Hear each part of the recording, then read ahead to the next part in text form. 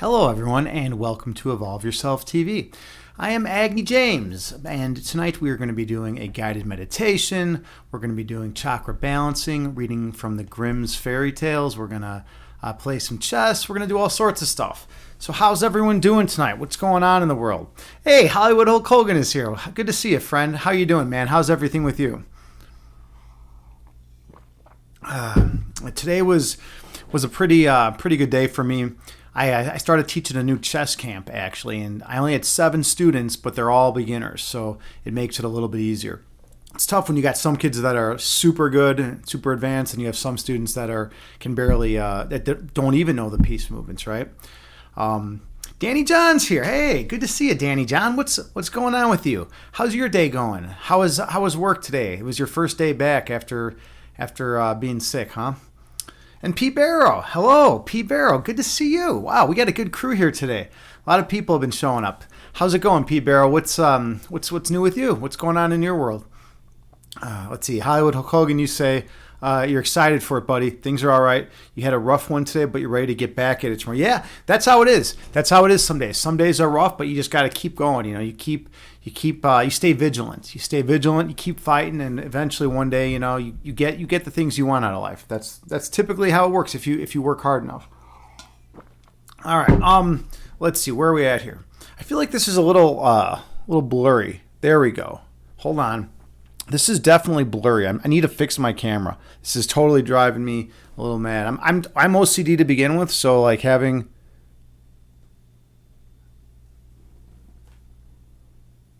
All right. Well, I guess maybe that's better. That's a little bit better. Okay, we're gonna run with it. We're gonna run with it for now. But yeah. So, anyways, yeah, I taught chess today. Then I went for a run. I just ran 3 miles. And it felt good to get out there. I haven't been running as much this summer as I used to. And I went out, I ran a few miles, and yeah, I mean, I didn't go super fast. I wasn't like sprinting the whole thing, but it was good. It just felt good. It's like when you get out in the sun and that sun's like pounding down on you, and you're running, you're using your muscles. That just feels so. You just feel so much more connected to nature. I think. I don't know. At least I do. All right. Let's see. What are we doing? I think it's time maybe for a little chess. Hollywood, you say, nice man, you run on the lakeshore. No, I'm living in the southwest suburbs right now. So I was actually running at a forest preserve out by my place. It's called Waterfall Glen. And I was running there, and it was good. It just felt good. You know, I had my shirt off, the sun was beating down on me, and it was just a nice, low-key 3-mile run. The running on the lakeshore is beautiful. Yeah, running on the lakeshore is incredible. Sometimes it's packed though. Sometimes you got to kind of like, you're like dodging bikes and you're dodging people all over the place. But sometimes, usually it's pretty good. I dig it.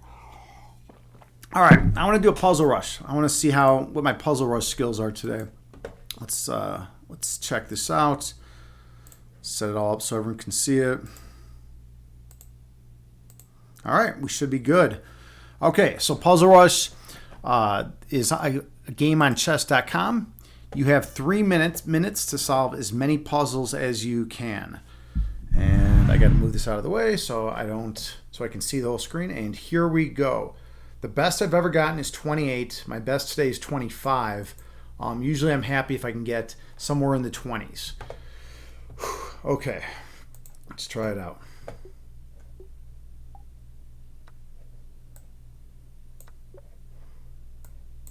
Oh, what was that? Come on. I think you just do this, yeah, and then push up. Okay. Let's see. Here we got this check and that. Check, mate. Check and mate. Oh no, what did I miss here? Oh, this mate. Okay. Oh, check. Sack the queen for mate. Check, mate. Oh, no. What am I doing? That's terrible. That was terrible. All right, I'm kind of in autopilot mode. This is my warm-up game, though, so I'm not too concerned. Okay, let's see. I think we have, this? Yeah, this idea. Okay, and then black to move. And now sack the queen for mate. White to move. Oops, we go this way. And then we do this. And here... Let's see. Oh, easy, mate. Check, sack, mate. Oh, no, not quite gonna work. Maybe they just want to win the rook. Really? Doesn't seem right. Maybe it is. Oh, it wasn't right. Oh, 11. All right, that's terrible. That's my warm up. That's my warm up game. All right, we're gonna step it up here and actually play some better. We're gonna play some better Puzzle Rush right now. That was my warm up. All right, let's try one more. I gotta get at least in the 20s. This is ridiculous. Okay. All right, good start. Good start. Take, and then we got that. Check, and mate. And mate.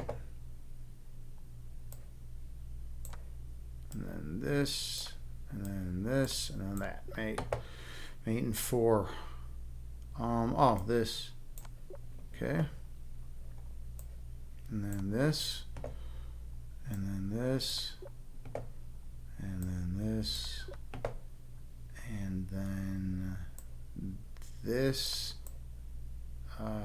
sack, mate. All right.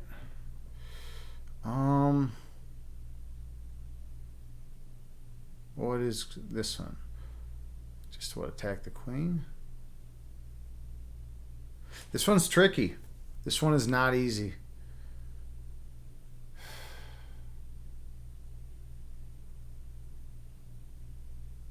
I'm not seeing it. Oh, it's this. I think. Yeah, because that removes the defender. All right, cool. That was really tough. That one was super difficult. All right. It's funny how some of them are so easy and some of them are just so absurdly tough. I think this is the idea. And then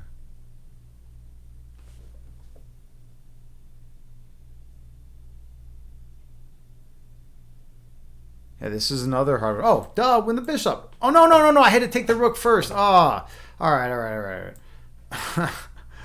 Oh, that was frustrating. All right. I think just this. This has got to be winning because of the pin, yeah. And we have this mate.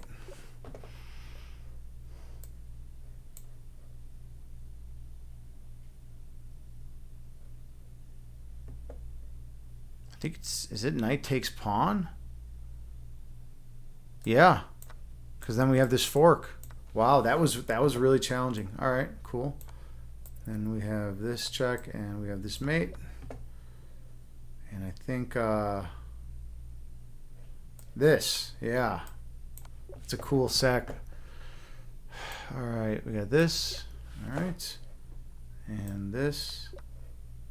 And I think just mate. And this, mate. And 23. Hey, 23 is a great score. All right, I will take it. That's way better than that 11 that I just pulled before that. All right, so I got 23. I'm happy with that. All right, maybe it's time we just hop into some meditation. I've been talking up a storm. You know, I don't know. I feel like maybe we should just do a quick meditation. JT Farms, are you here? Are you hanging out in the chat? What's your deal? What's your sitch? I know you always want to be here when the meditations start. I don't know. Are you doing laundry? You playing with the dogs? What's going on? I'm calling you up. You're always here. You're working in the shadows, JT. Are you washing the dogs and doing dishes right now, or is now a good time for meditation?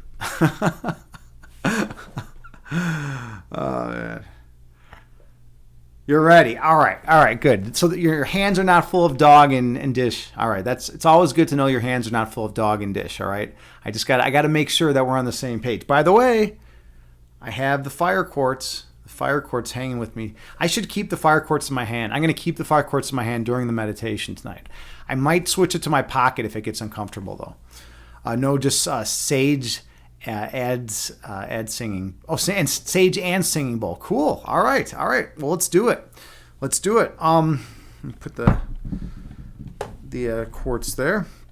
And yeah, so I always come out. You'll keep mine in your hands. Cool. Yeah, that'd be cool. We'll both have, because you have one very similar, right? You said it was like of the same cut or something like that. That's awesome. All right, same type. Okay. So I always come out here. I'm full of energy and intensity and whatnot, and then we slow things down, and we travel within to the place of peace, love, and oneness inside.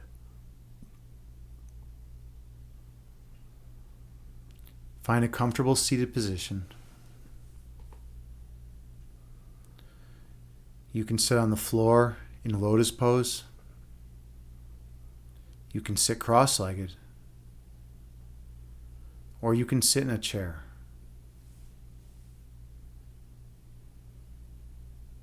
The main thing is to find a position that is comfortable for you.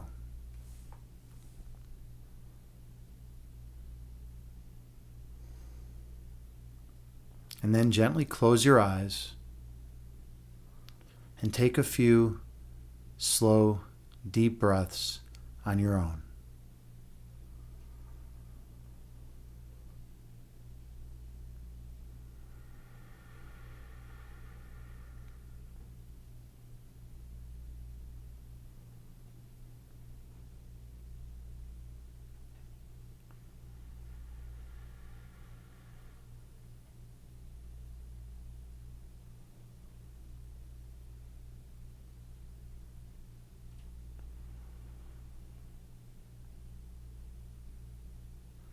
Inhale through your nose, gently raising your belly. Exhale through your mouth, gently lowering your belly. Breathe in through your nose, slowly raising your abdomen. Breathe out through your mouth, slowly lowering your abdomen. Keep your awareness on your breath.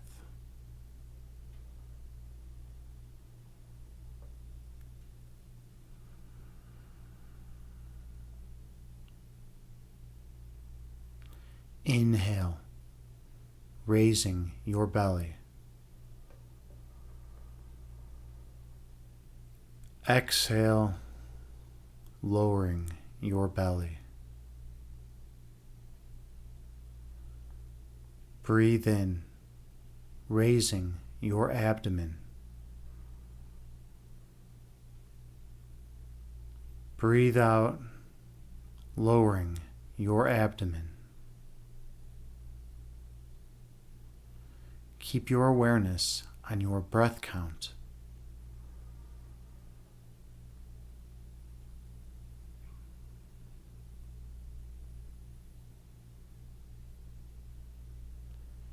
Inhale.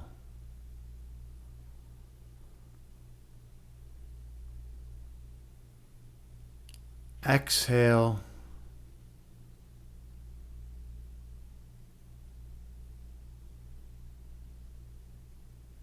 Breathe in.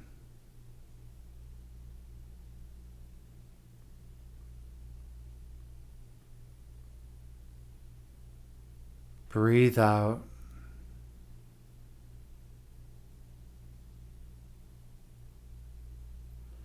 Your breath calms your body, and your body calms your mind. Be mindful of your breath count.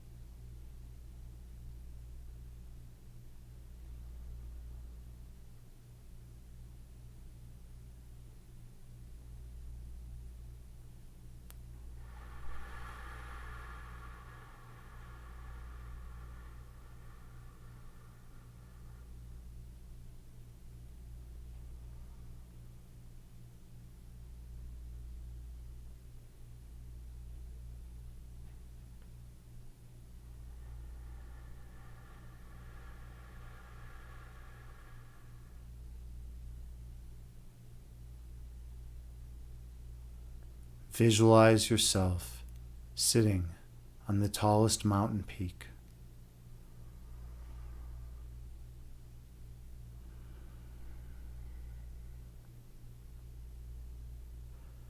Watching the clouds float through the sky beneath you.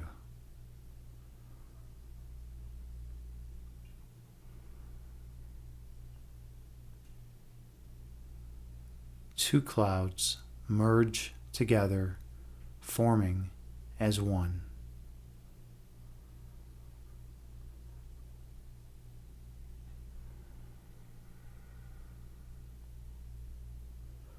And one cloud stretches apart, dividing into two.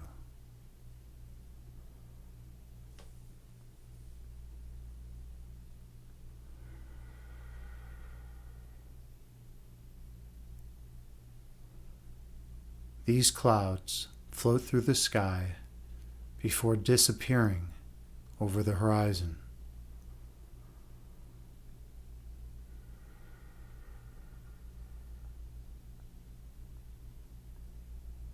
These clouds are like your thoughts.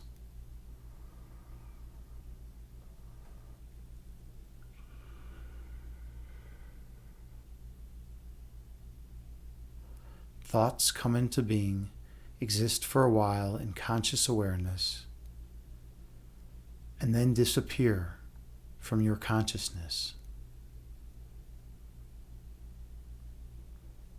That is the nature of human thought.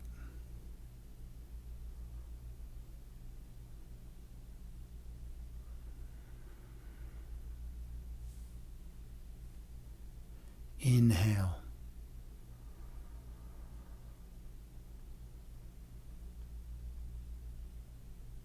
Exhale, releasing all that does not serve you well. Breathe in.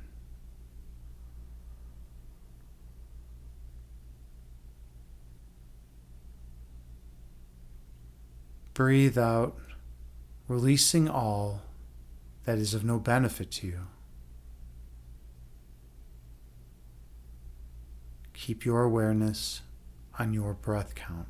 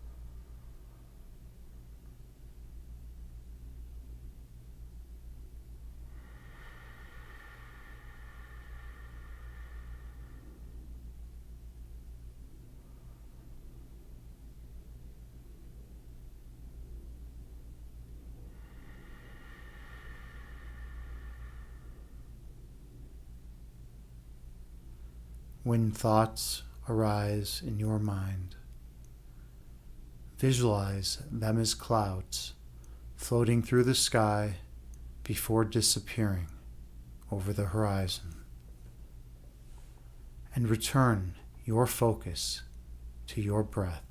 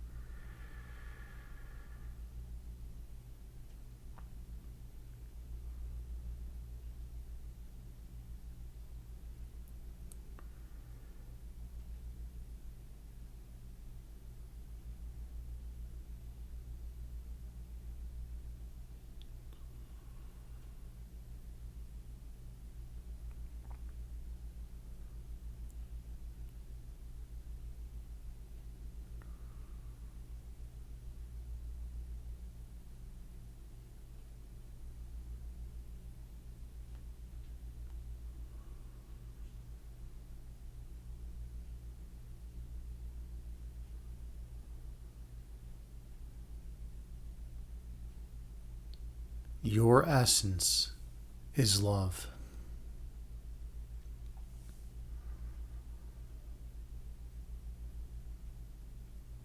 Your love is manifested as light.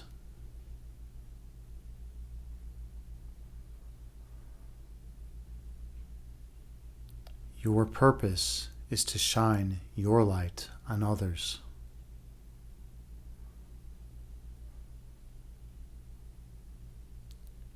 Which will awaken the inner light within them.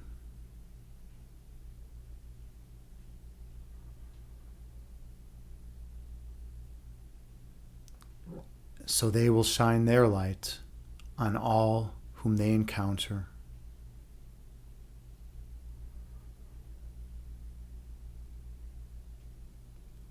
Until the whole world is glowing radiantly as one once again. Inhale.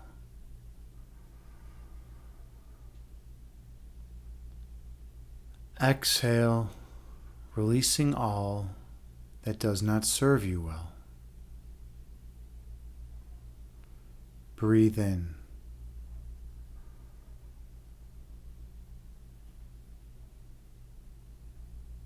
Breathe out, releasing all ego which obscures your third eye sight. Keep your focus on your breath count.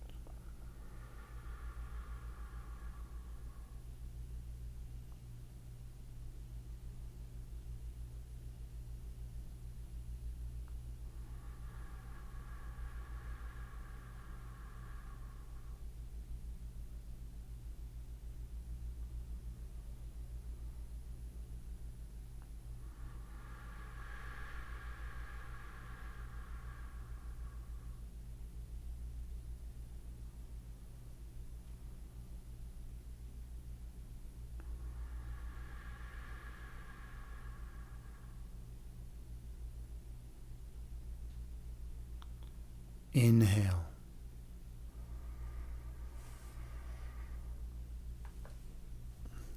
Exhale, releasing all that is of no benefit.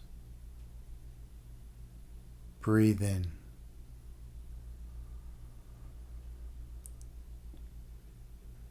Breathe out, releasing all ego which hinders your evolution. Your breath calms your body, and your body calms your mind. Be mindful of your breath count.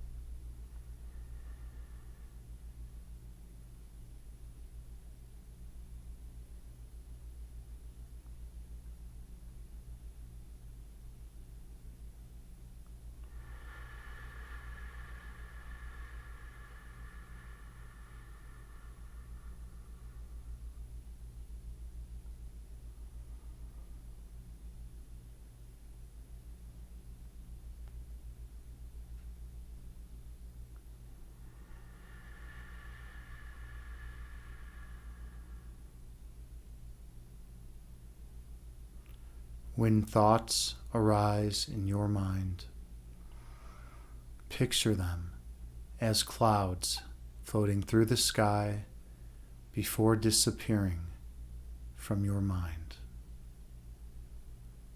And return your awareness to your breath.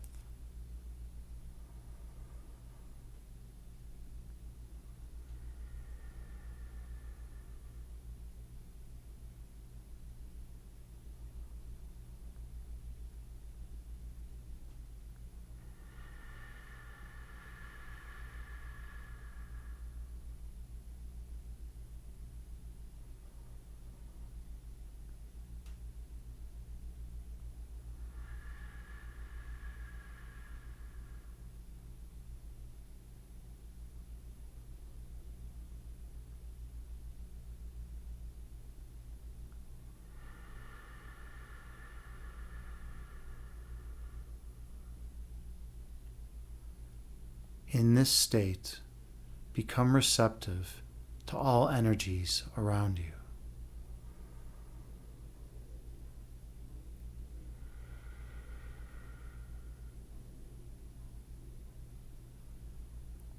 Do you feel any frequencies or vibrations?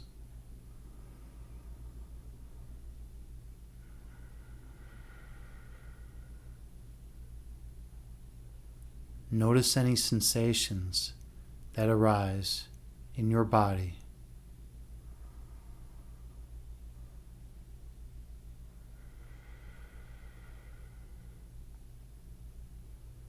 Any tingling or numbness in your fingers or toes.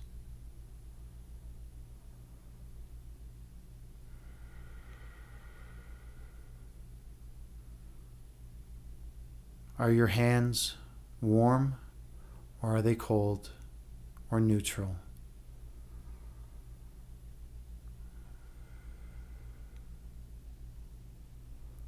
Are your shoulders tight, or are they relaxed?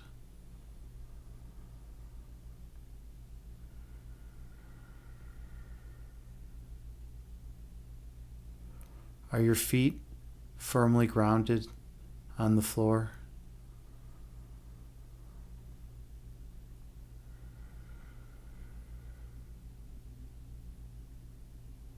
And above all, pay attention to your breath count.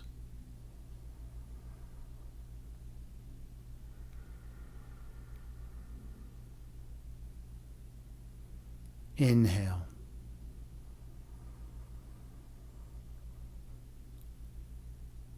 Exhale, releasing all that does not serve you well. Breathe in.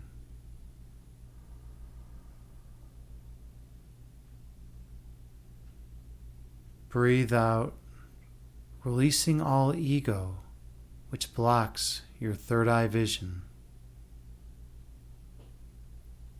Stay focused on your breath count.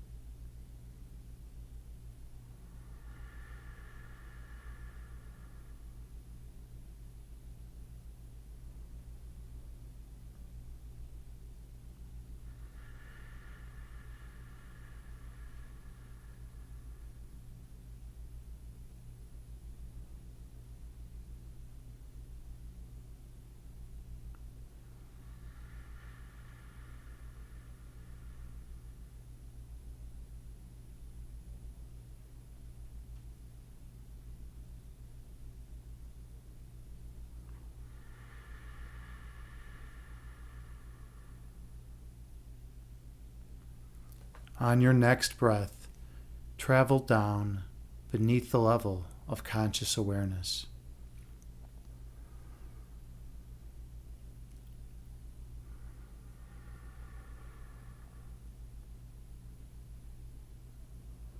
Go to the region of your heart chakra.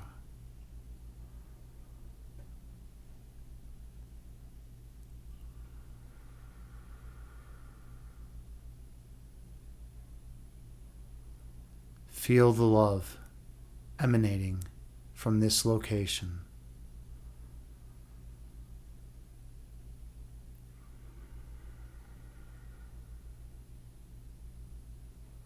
And the warmth which surrounds your love.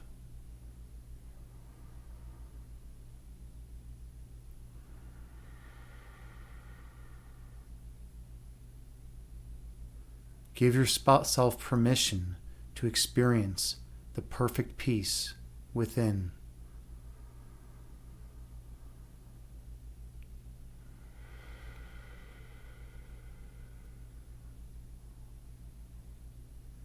And the joy which accompanies it.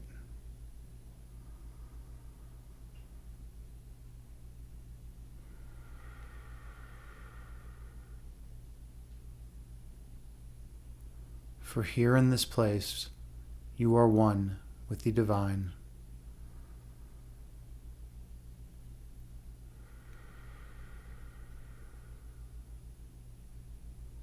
Here in this place, you remember your eternal nature.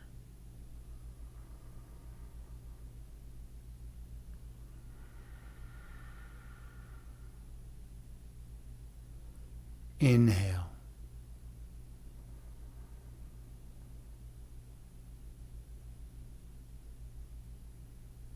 Exhale, releasing all that does not serve you well. Breathe in.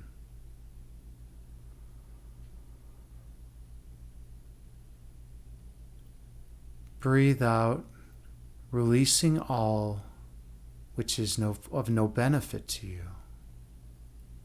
Keep your focus on your breath.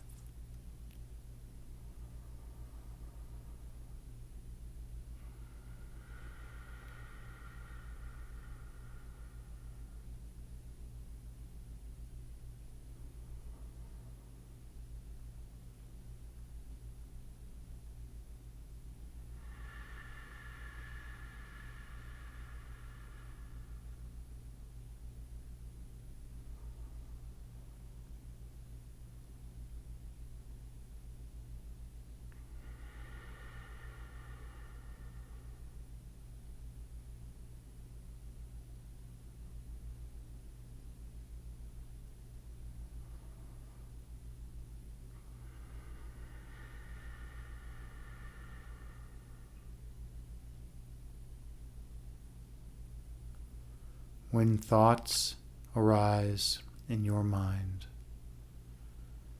picture them as clouds floating through the sky before disappearing from your mind. And return your awareness to your breath count.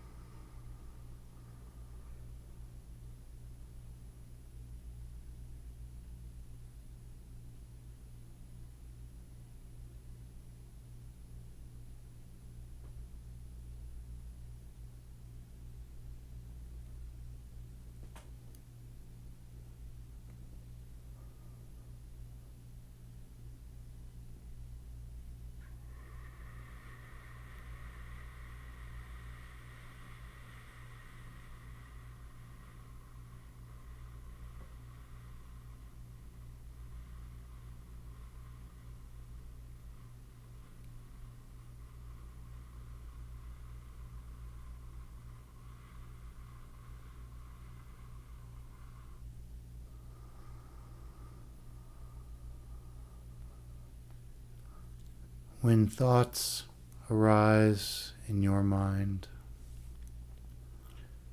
picture them as clouds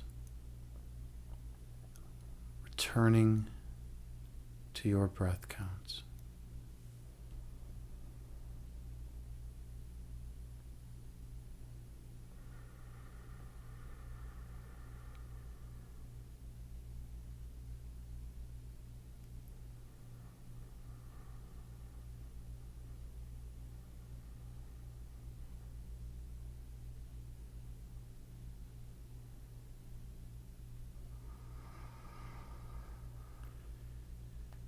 On your inhales, maximally fill up your lungs, starting with your abdomen, then your center, then your chest, and finally your throat. And as you exhale, release each area so that your inhales and exhales fully take in and release your breath.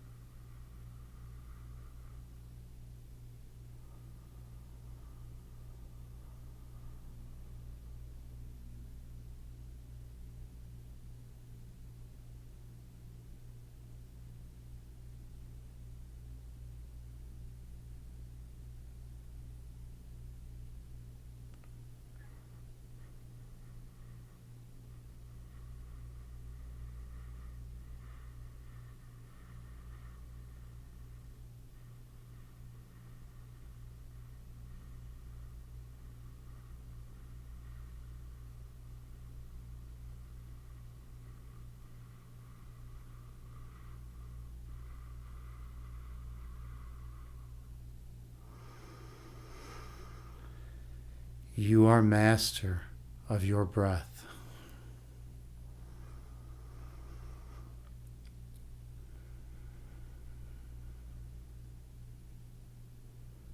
On your next breath, travel deep down, well below the layer of conscious awareness.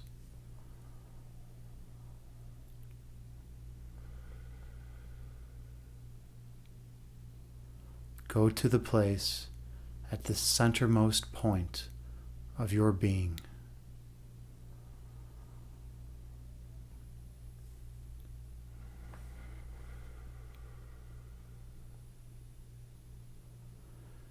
Feel the perfect love emanating from this central location.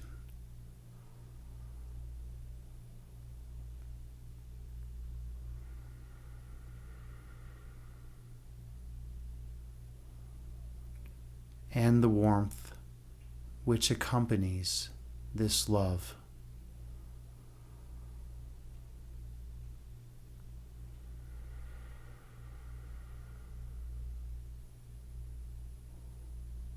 Focus on the perfect peace that resides here.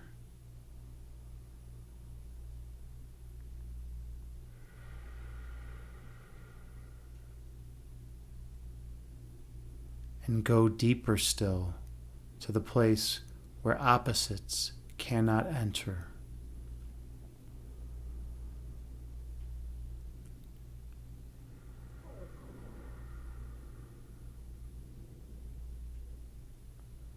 For in this place of perfect monism, only oneness can exist.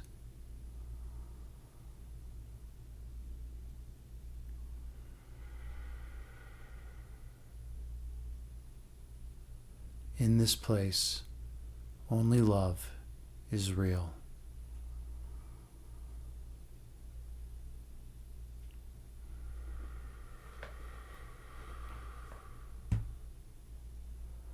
Focus on the center point that exists here.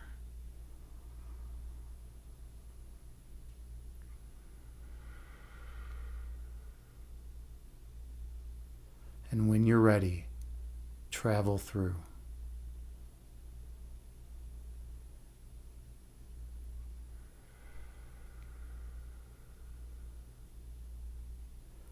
I'll see you on the other side.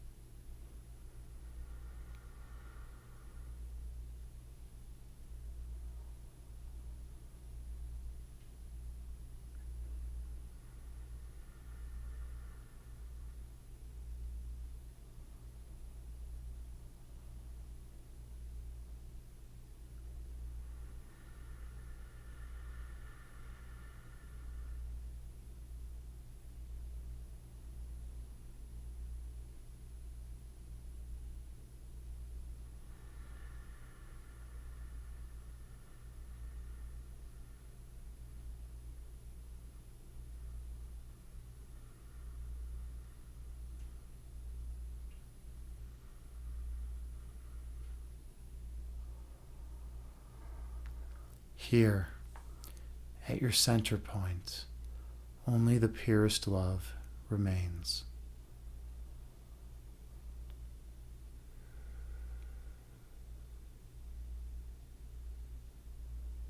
At your center point, you remember your true identity.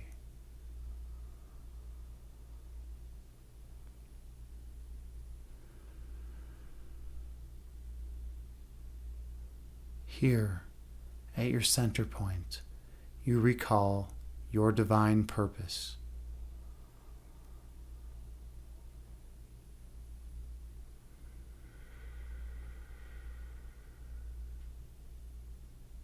To spread love and light to all those whom you encounter.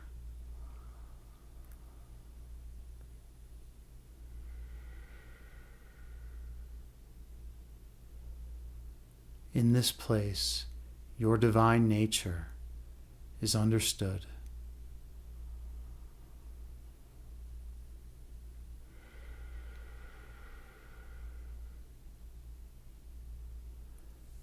Knowing everything, questions are inconceivable here.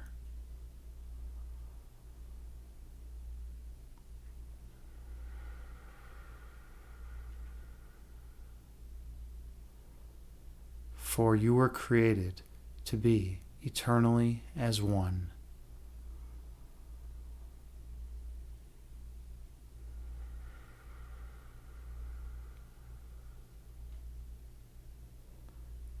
And what is eternally one can never be two.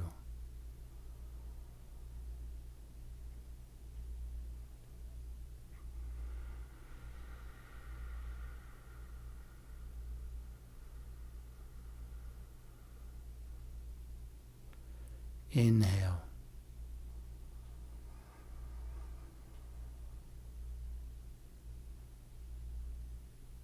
Exhale, releasing all stress and tension from your body.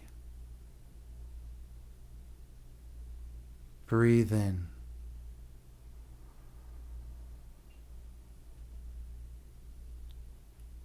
Breathe out, releasing all stress and tension from your mind. Inhale.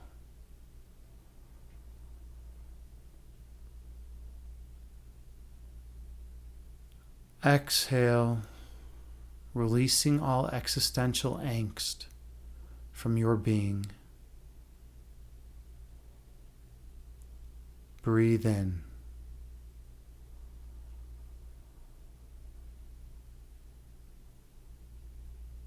Breathe out, releasing all fear and worry from your mind. Gently open your eyes, returning to the present moment, bringing with you the peace from this meditation throughout the remainder of your day. Namaste.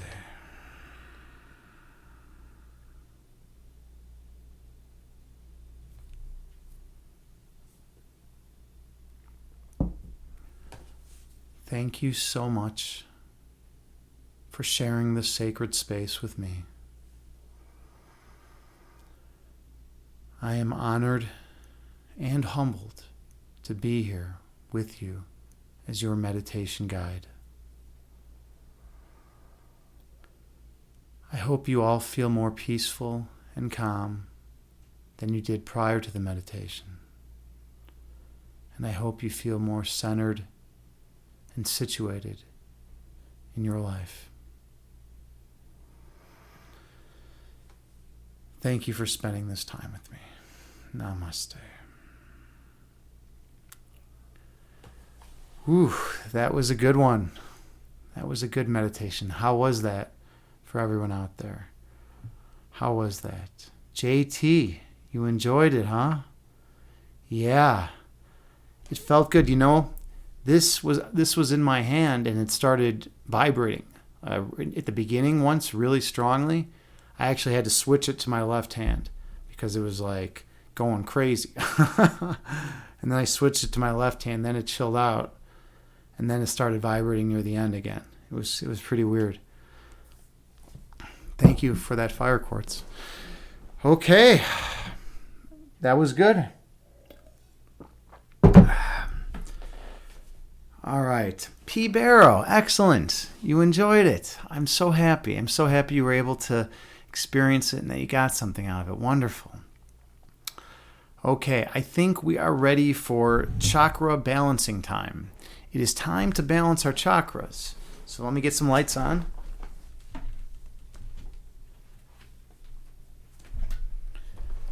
Normally I would leave the lights off, but I don't know. I feel like leaving them on so I can read. It's kind of a good reason, right? It's kind of a good reason to turn the lights on so you can read.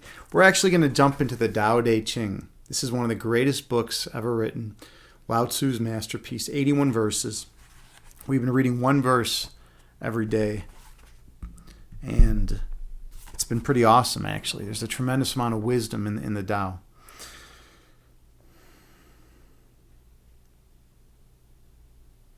Let me see which one we're on. Oh, here we go. Okay. We're on verse 13. When going one way means life, and going the other means death, 3 and 10 will be my comrades of life, 3 and 10 will be comrades of death, and the people who move into the realm of death through valuing life will also number 3 and 10. Now, why is this so? Because they value life.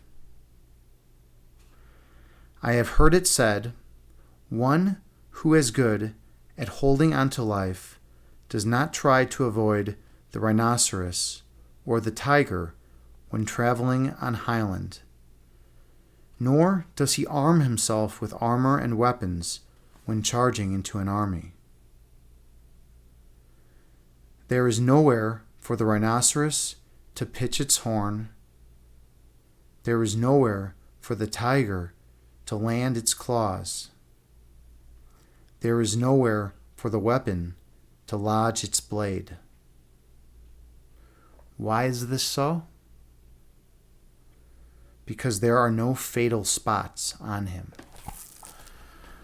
Ooh, that's a good passage. It's pretty deep. Let's do another reading because there's a lot to unpack. There's a lot to unpack in here. When going one way means life, and going the other means death, 3 and 10 will be comrades of life, 3 and 10 will be comrades of death, and the people who move into the realm of death through valuing life will also number 3 and 10. Now, why is this so? Because they value life. I have heard it said, one who is good at holding on to life does not try to avoid the rhinoceros or the tiger when traveling on highland, nor does he arm himself with armor and weapons when charging into an army. There is nowhere for the rhinoceros to pitch its horn. There is nowhere for the tiger to land its claws. There is nowhere for the weapon to lodge its blade. Why is this so? Because there are no fatal spots on him.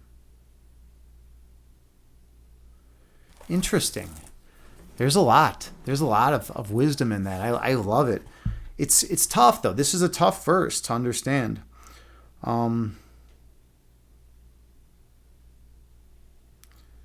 So basically he's saying,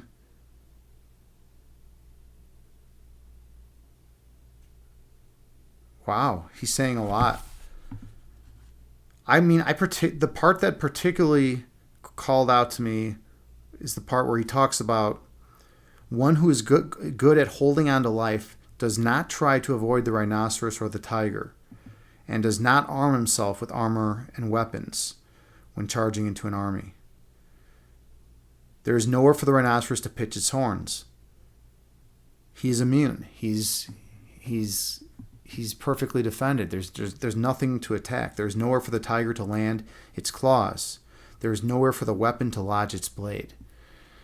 It's like he's pure energy. He's pure light. What are you gonna? How do you attack? How do you attack light? How do you attack oneness? You can't. You can't in the end.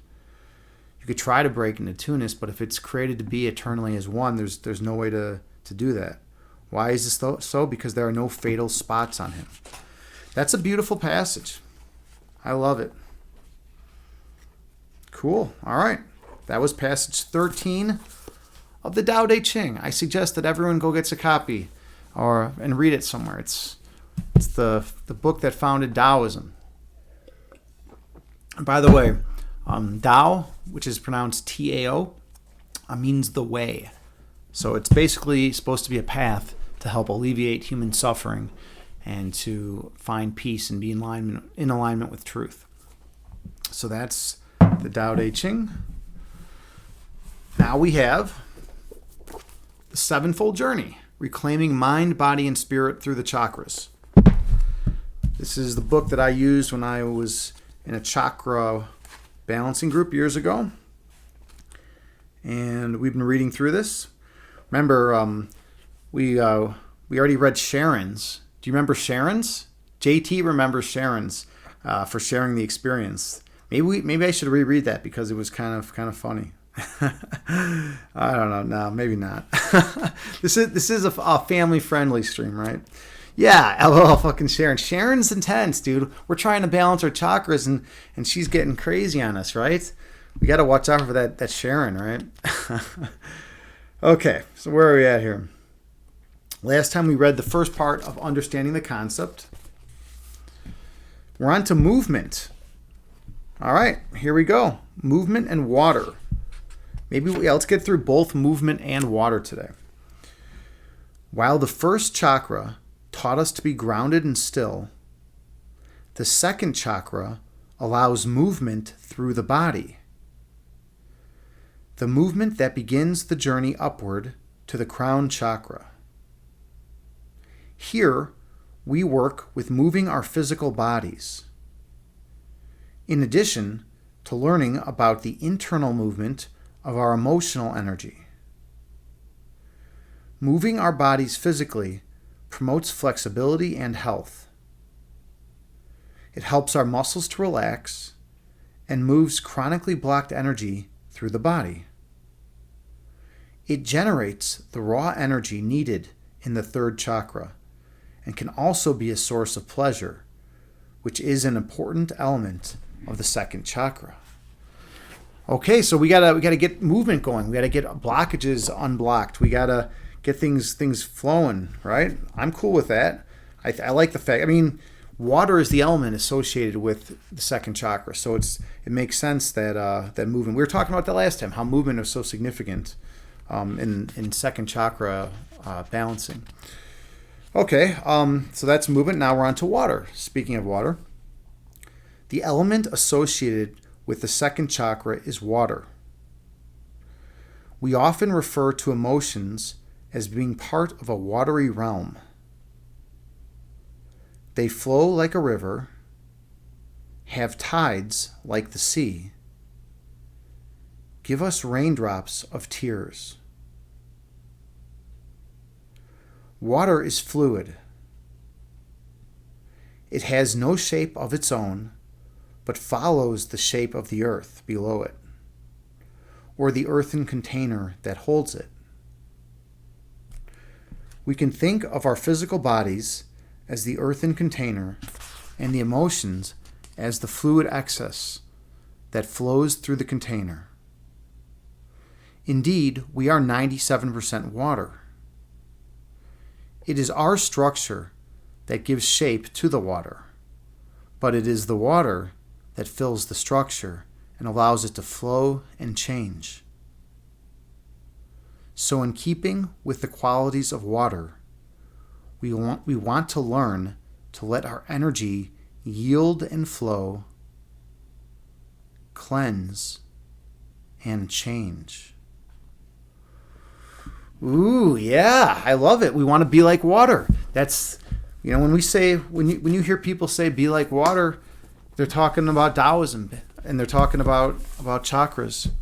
You got to flow. You got to go with the flow, right? That's, you hear people say go with the flow. You got to be flexible. You got to be willing to bend at times, or else you're going to get all locked up, right? You got to flow. So that was great. All right, we got through the sevenfold journey. We did our short little chakra work for today.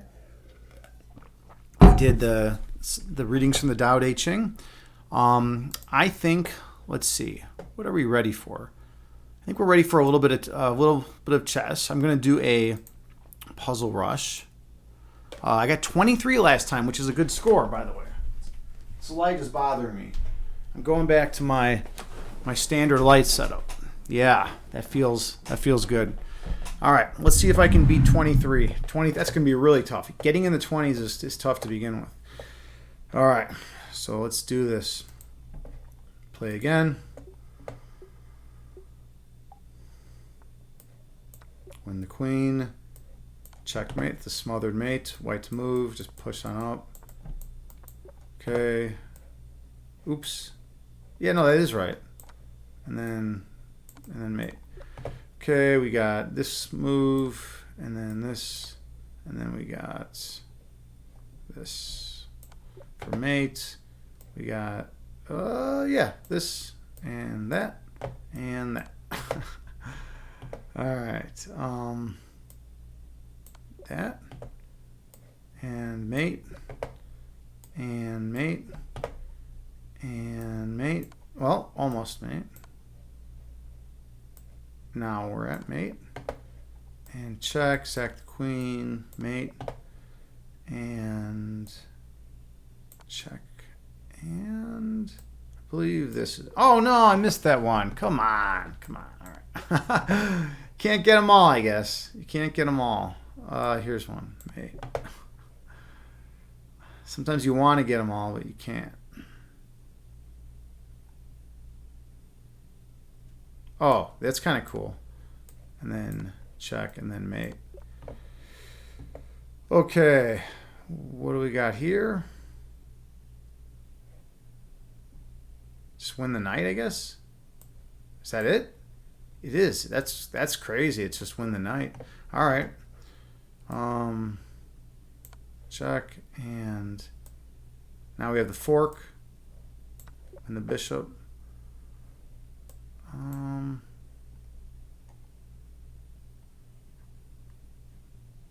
Is that really going to work? I guess it's going to work. I got to sack the queen. And then I have that. Get the queen back and mate. Cool. All right. Cool. Mate. I believe.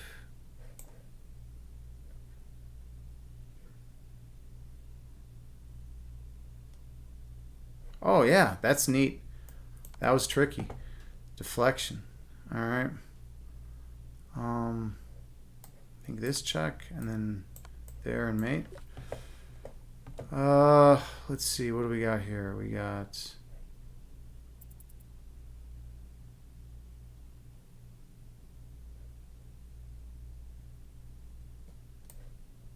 Oh, I botched that one. Leave, take, and win the rook. Mate. Mate. Mate. 24. I actually beat last time's score. That's a good score. All right. 24 is solid. I'll take that. 24 chess puzzle solves in 3 minutes. All right. I'm down with that. JT, he said, how was my day? My day was pretty good, actually. I started teaching a new chess camp. I had kids that I've never worked with before.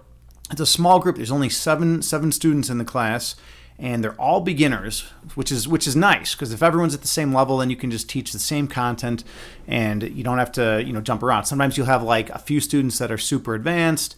You'll have like a few students that are slightly advanced. You'll have some intermediates. You'll have some beginners, and you'll have some complete noobs, right? So having everyone at the same level makes it way easier.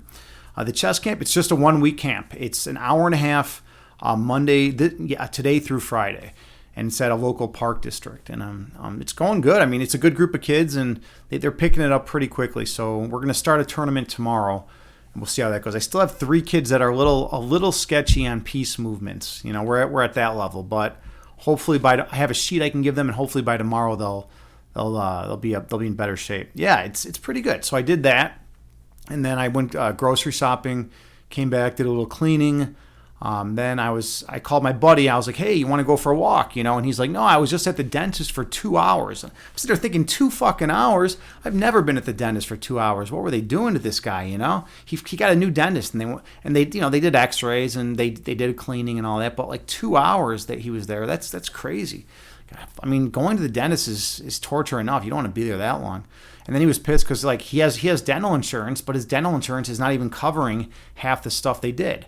Because they're like the X-rays. I guess he got X-rays less than a year ago, so now they won't even cover the X-rays he's got. So he's like, oh, I got to pay like $500 now out of pocket. JT, you say you need to be at that camp. JT, that would be you would love it. You would love it if you could just sit in at the camp and just like hang out. You could like you could actually like work with some of the kids. You could be my assistant. That would be awesome. But I'll put you in the tournament too. You'll be at their level.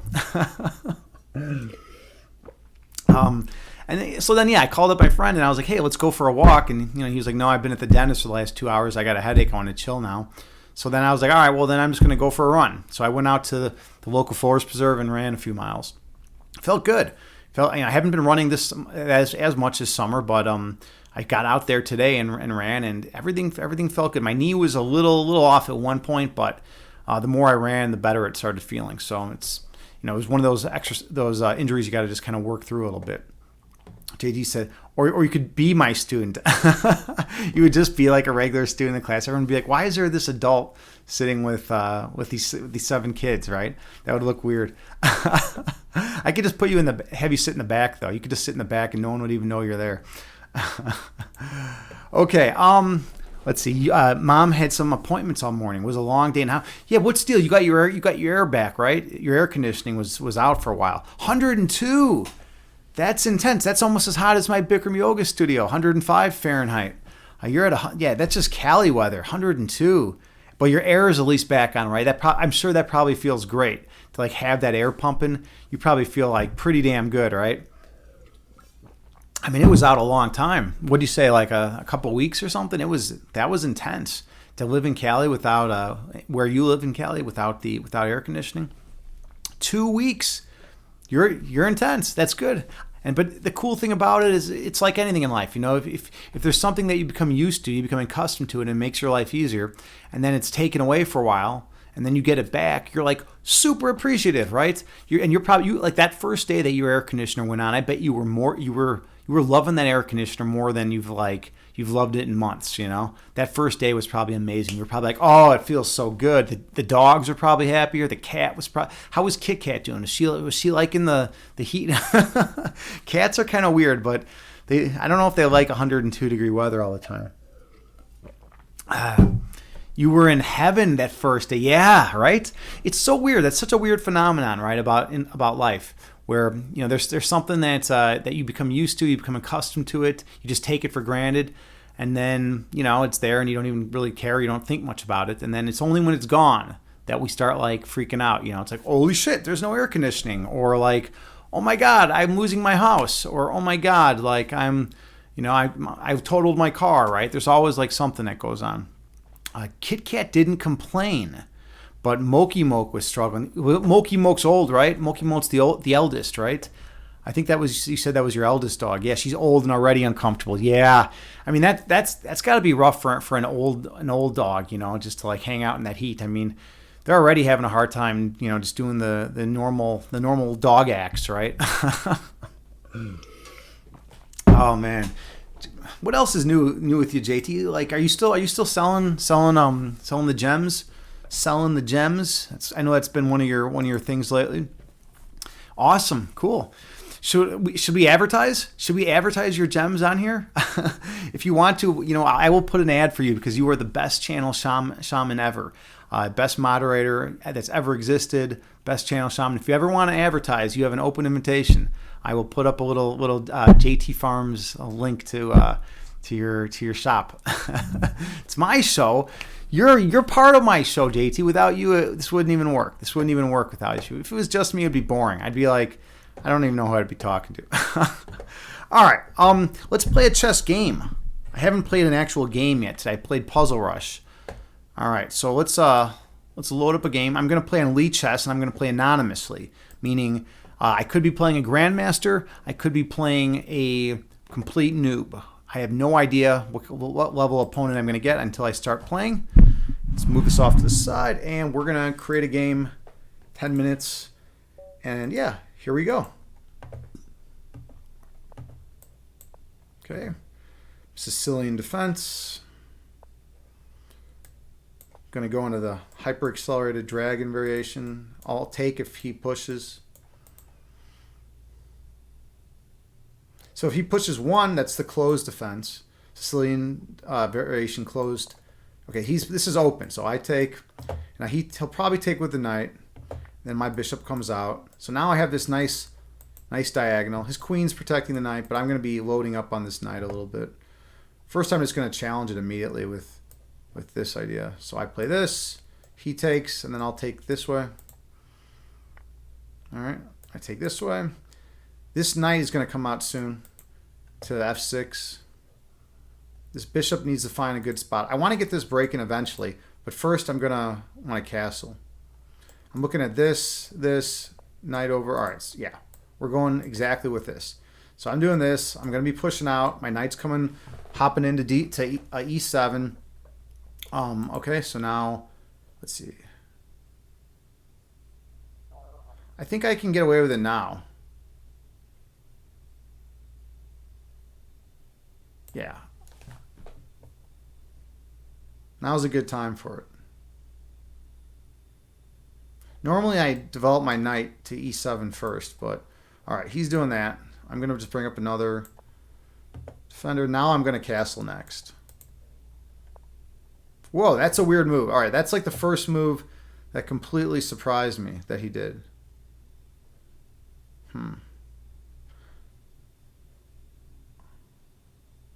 I can get my bishop very active. This is the square that I want my bishop on. So I'm just going to bring it here right now. I'm hitting the rook.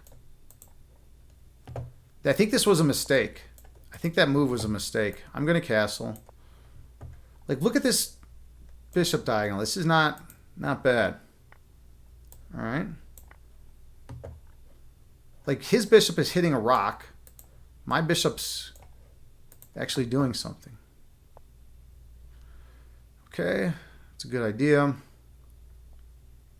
So where does my queen go? I guess my queen goes here.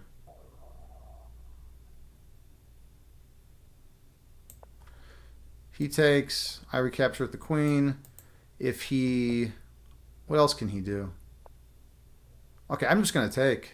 I'm gonna get rid of my my bishop for the knight there. And then I'm going to get this knight developed. Oh, I had this. I had this idea too, to win the pawn even. I should have given that a little more thought. I don't know why I didn't do that. That was a mistake. I should have. Yeah, now he just defends it, right? All right, that was. I messed up a little bit there. I'm not happy about that. All right.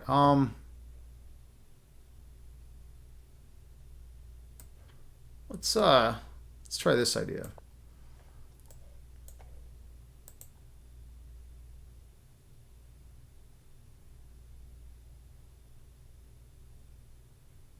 We'll probably just play that. All right. Wait, that doesn't work. I have two attackers. I'm going to be able to win the pawn here. I'm going to go for it. Hold on, I got to see if there's any tricks. I still have tons of time. I got to see if there's any tricks. Sometimes there's tricks in this position. So I was looking at this, and then if we have this, no, I'm not seeing it. I think he just made it a mistake. All right. So he's doing this kind of stuff. Let's get my queen a little more active. Ooh, I have this fork idea right here, but it doesn't quite work out. All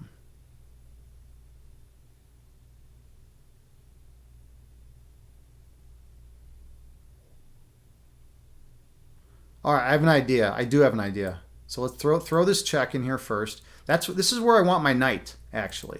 But I'm going to throw the check in first. And now I'm going to come back here. So I'm threatening this fork, and I'm threatening this fork. And this works because the pawn can't take because of the pin. Okay, so now I have the forks. All right, so I think I got to figure out which fork is best. This is probably going to be best because I'm on everything. This will give me the rook. Check, take. I think this one's more forcing, actually, to be honest. I think this one is more, it's more forcing.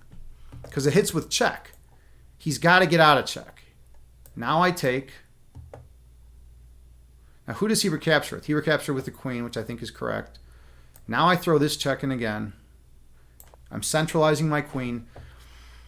And I'm basically I'm up a lot of material now. So I just gotta try to win some pieces now. I mean,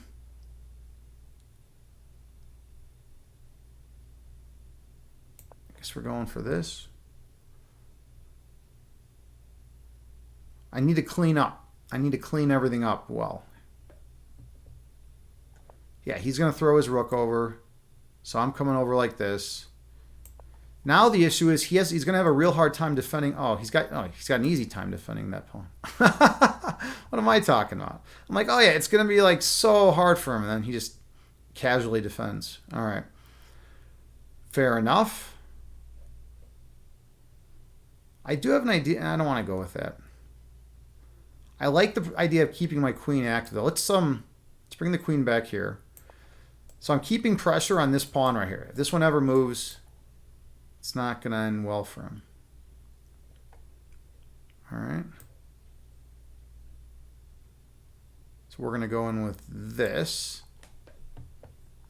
My idea is to push out and go after his bishop. And then possibly follow it up with f5. All right, I don't see what that does. I'm gonna go forward. I mean, he could do bishop back there probably. I'm going all in pawn storm now. I'm going all in on a pawn storm. I'm pushing forward. This is very intense. Like, this is not normal chess. Like, having 4 pawns like this, you know, this kind of structure, this is a lot for anyone to handle. I still have to find a way to get my rooks active, though. I will say that. My rooks are pretty pretty dead to the world right now. Okay, he just messed up, I think. Because, yeah, now I can take the pawn. No, I can't. Oh, I would have blundered. Let's see. What do we got here? This is tough, actually. Let's do... Oh, I can do this. I think this idea. Because I'm on the rook. I'm hitting the rook and I'm hitting the pawn. Got a nice... with 2 pieces now. So he does have this weird idea, bishop over here, but then his bishop's kind of out of play. How else can he defend it? Because I'm on the rook. I'm on the rook. He actually... Yeah, that doesn't... Does that work? No, that doesn't do anything. So now I just take. I just take. Let's see if he wants to do a queen trade. He might trade queens. Okay, that's fine. My position is way better than his. I can trade queens all day. It's going to be really tough for this guy to do anything, to be honest. All right, we're gonna load up. I want to target this pawn. This is my target because it's a weakness in his position. If he ever pushes it, I take. And I'm going to come back here, come on over, and then this is a light square bishop. It can't defend this pawn. I'm going to break through over here.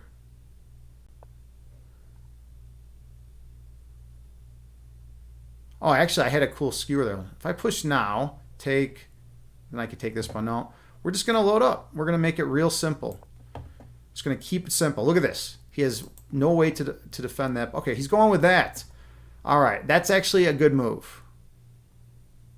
All right, I need to, I think I want to defend it and then just kind of figure something out, I guess, about it. We'll defend it initially. I want to get my king out of this pin. So the pawn is pinned to the king because of the bishop. So I got to get my king out of the pin and get my king in play. I want my king to fight. Okay, my king is a fighter now.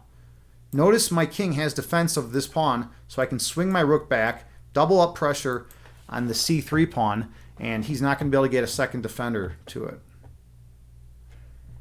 So this is looking really, really good, to be honest. If the rook ever moves off anywhere off this file or this rank, then I'm just gonna take immediately with check. Now I'm hitting the bishop and the king, so he's got no way to defend both. So then I'm going to come over here and take the bishop next, and now it's going to be a pretty clean win. All right, my time usage was decent. He's got like 40 seconds up on me, but this should be easy to clean up. He's in check. He's got to get out of check. He left. All right, cool. Yeah, he couldn't handle it. All right. Claim victory. Absolutely. That was a good game. You all got to witness a good victory. Hey, Herbert Smithens is here. How's it going, friend? What's up, man? What, you just come in as soon as I go into a chess game? That's your deal? You hide in the shadows? Let's see. Hey, JT, Ben and Jerry invented new ice cream called Topped. It's good, like a layer of harder stuff on top. Kind of stuff. Chocolate and cookie crumbs. Oh, no, we're moving past vanilla here, JT. Herbert is moving past the vanilla world.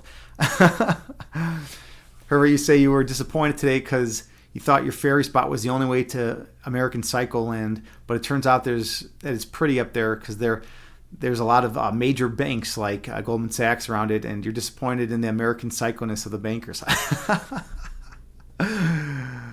Dude, that movie is great, Herbert. American Psycho. I recommend that movie to everyone. Everyone in the world should go check out American Psycho right now if you haven't seen it. It's a classic. It's definitely a classic. All right. What am I missing in chat? But you learned today it's Banker Central, so they should be full on. JT, you say, LOL. Herbert, your standards for psychoness may be too high. Herbert, when are you going to play Agni and chess? Yeah, Herbert's learning all my tricks. Herbert wants to know all the tricks. I'm like the magician, and everyone's like, "Hey, how do you know? What are these tricks? Tell me how you do your tricks." And I'm like, "No, That's the thing. The reason it's not good for magicians to tell people their tricks, because when you tell someone how to do a trick, then they're like, oh, whatever. But if you keep that trick secret, then it's way cooler. I used to be growing up. I had a good friend. One of my best friends was actually a magician, and he was like a legit good magician. He won best in card manipulation years in a row.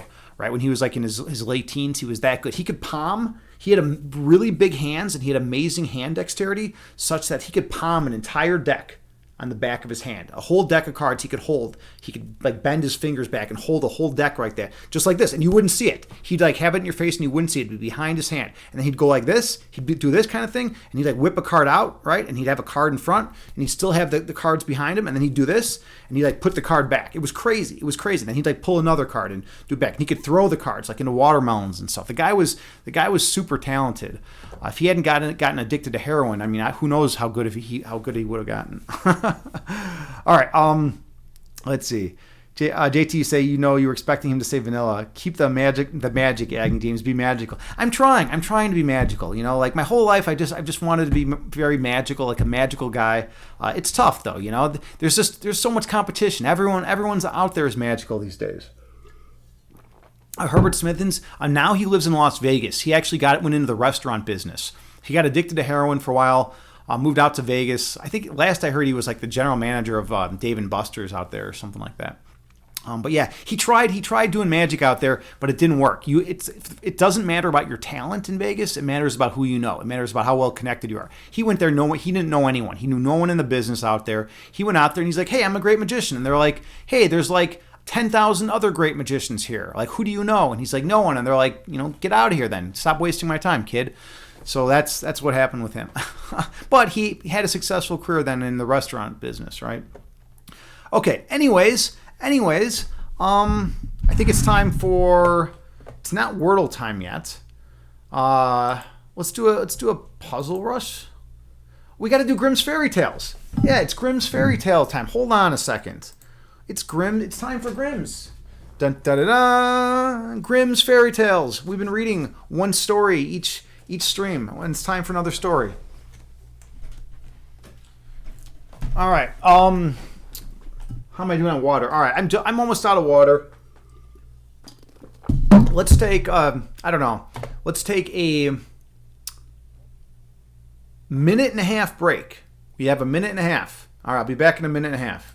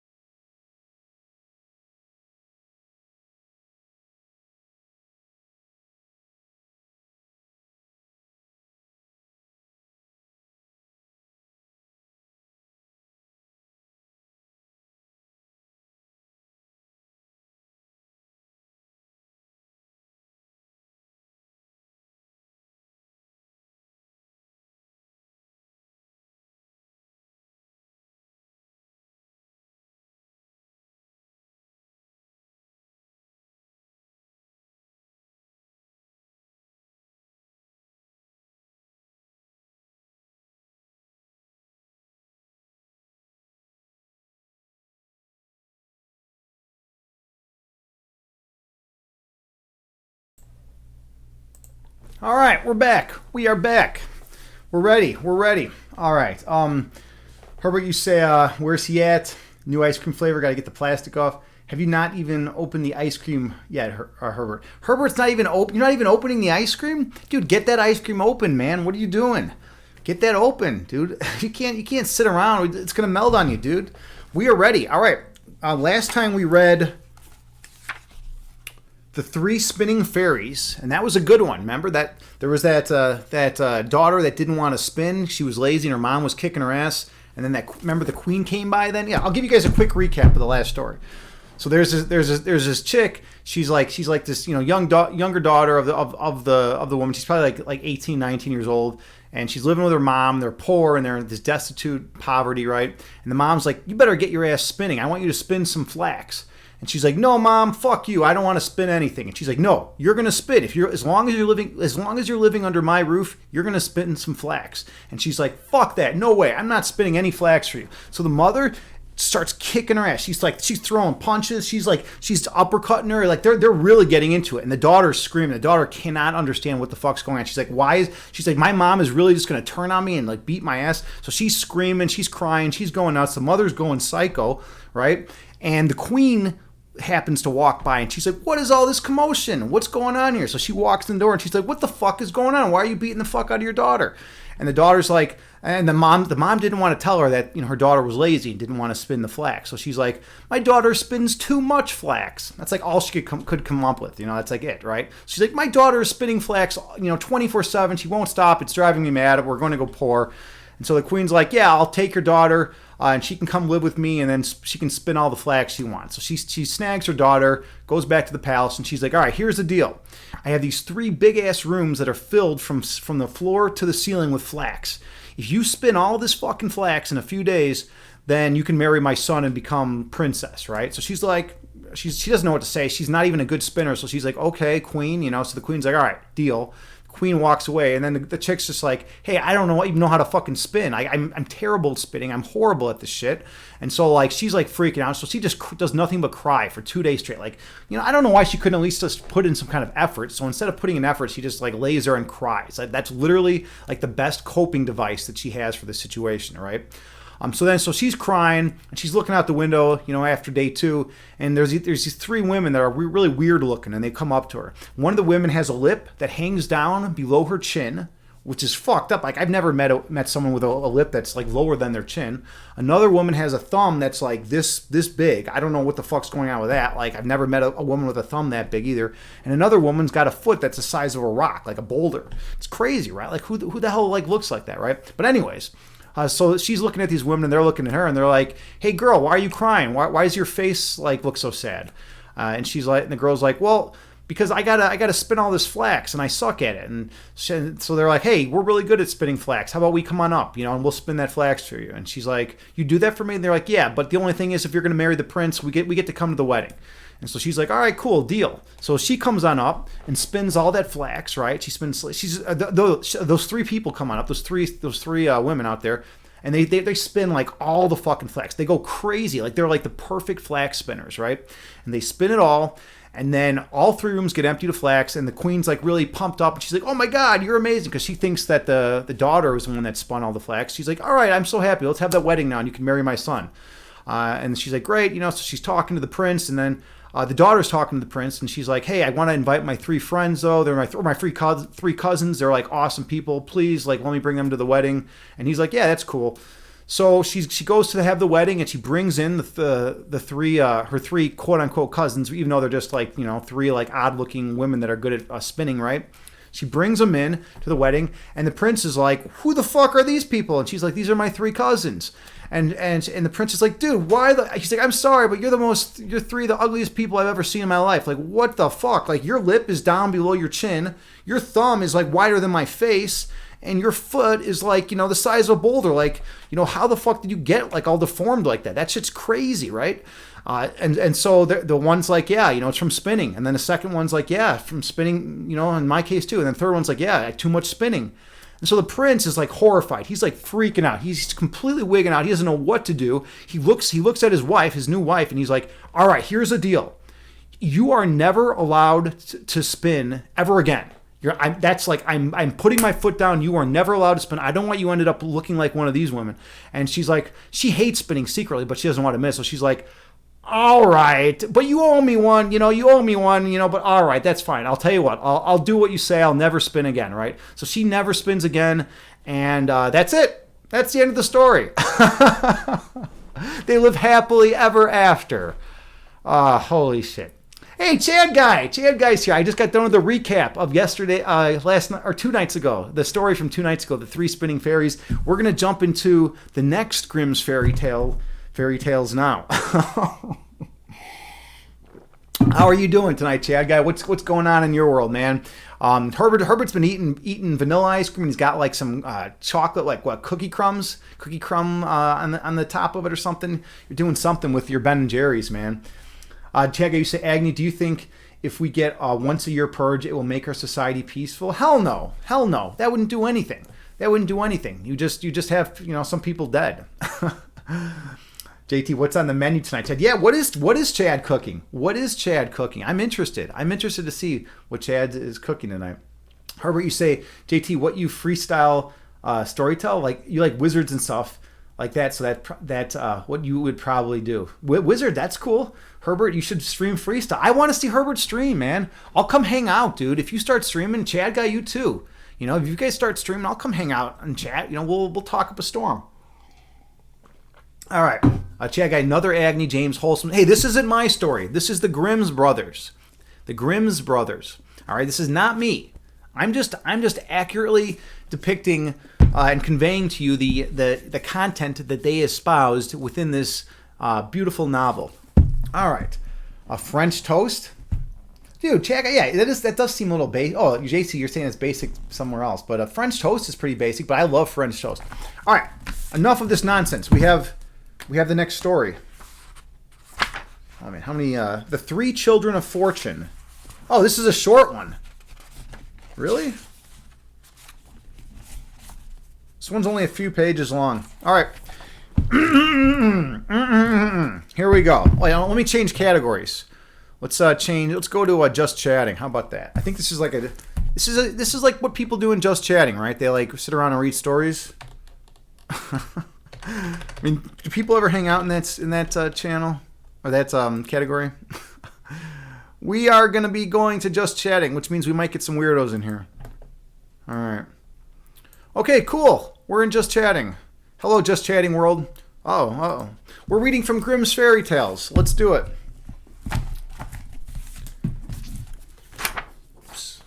The Three Children of Fortune. Once upon a time, a father sent for his 3 sons and gave to the eldest a cock. Whoa, hold on. I swear to fucking God, this is what it says. All right, I'm not making this shit up. This is once upon a time, a father sent for his 3 sons and gave to the eldest a cock, to the second a scythe, and to the third a cat. All right, well, I'm just reading it verbatim. I am now old, said he. My end is approaching, and I would fain provide for you before I die. Money I have none, and what I give you seems of but little worth. It rests with yourselves. It rests with yourselves alone to turn my gifts to good account. Only seek out a land where what you have is still unknown,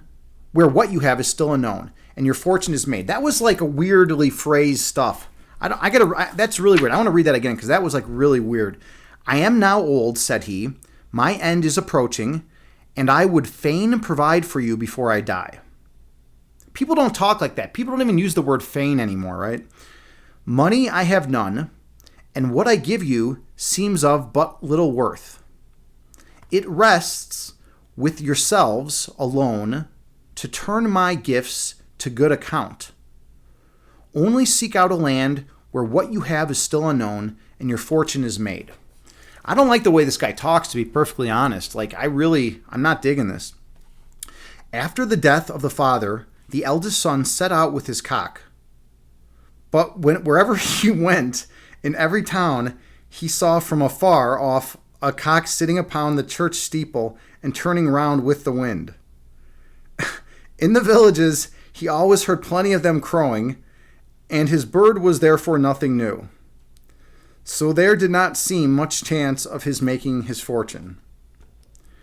At length it happened that he came to an island where the people who lived there had never heard of a cock, and knew not even how to reckon the time. They knew, indeed, if it were morning or evening, but at night, if they lay awake, they had no means of knowing how time went. So these people can't even tell time because they don't.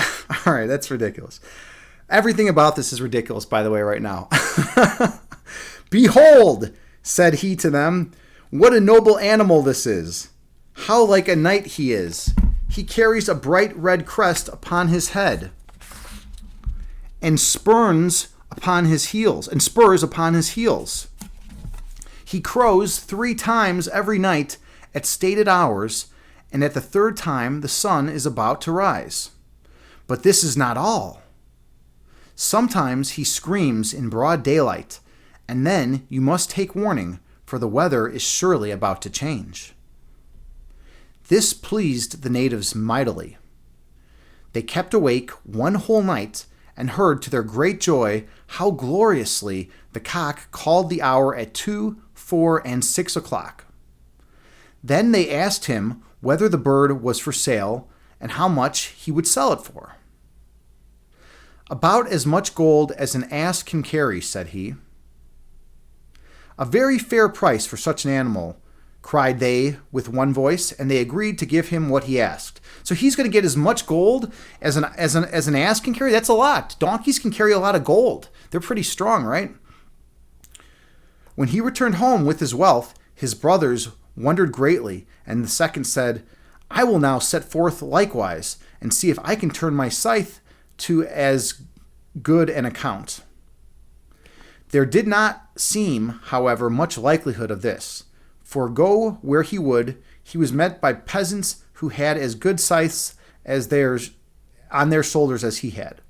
But at last, as good luck would have it, he came to an island where the people had never heard of a scythe. There, as soon as the corn was ripe, they went into the fields and pulled it up, but this was very hard work, and a great deal of it was lost.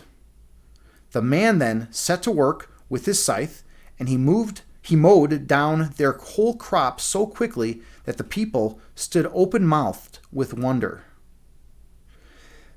They were willing to give him what he asked for, such a marvelous thing, but he only took a horse laden with as much gold as it could carry. So he only wanted a horse with as much gold as it could carry. That's pretty interesting. Now the 3rd brother had a great longing to go and see what he could make of his cat. Yeah, I'm kind of interested to see what he's going to get for his cat too, right? Maybe it'll be something about like catching mice, right? Cats are always known for their mice hunting skills. So he set out, and at first it happened to him as it had to the others. So long as he kept upon the mainland, he was met with no success. There were plenty of cats everywhere, indeed far too many, so that most of the young ones were drowned in the water as soon as they came into the world. Well, that's kind of fucked up. I don't know about that. They're just drowning their cats in the water? This is crazy. This is craziness. At last, he passed over to an island where, as it chanced, most luckily for him, nobody had ever seen a cat. And they were overrun with mice. I called it. I fucking called it. How about that? The cat is going to catch the mice. I knew it.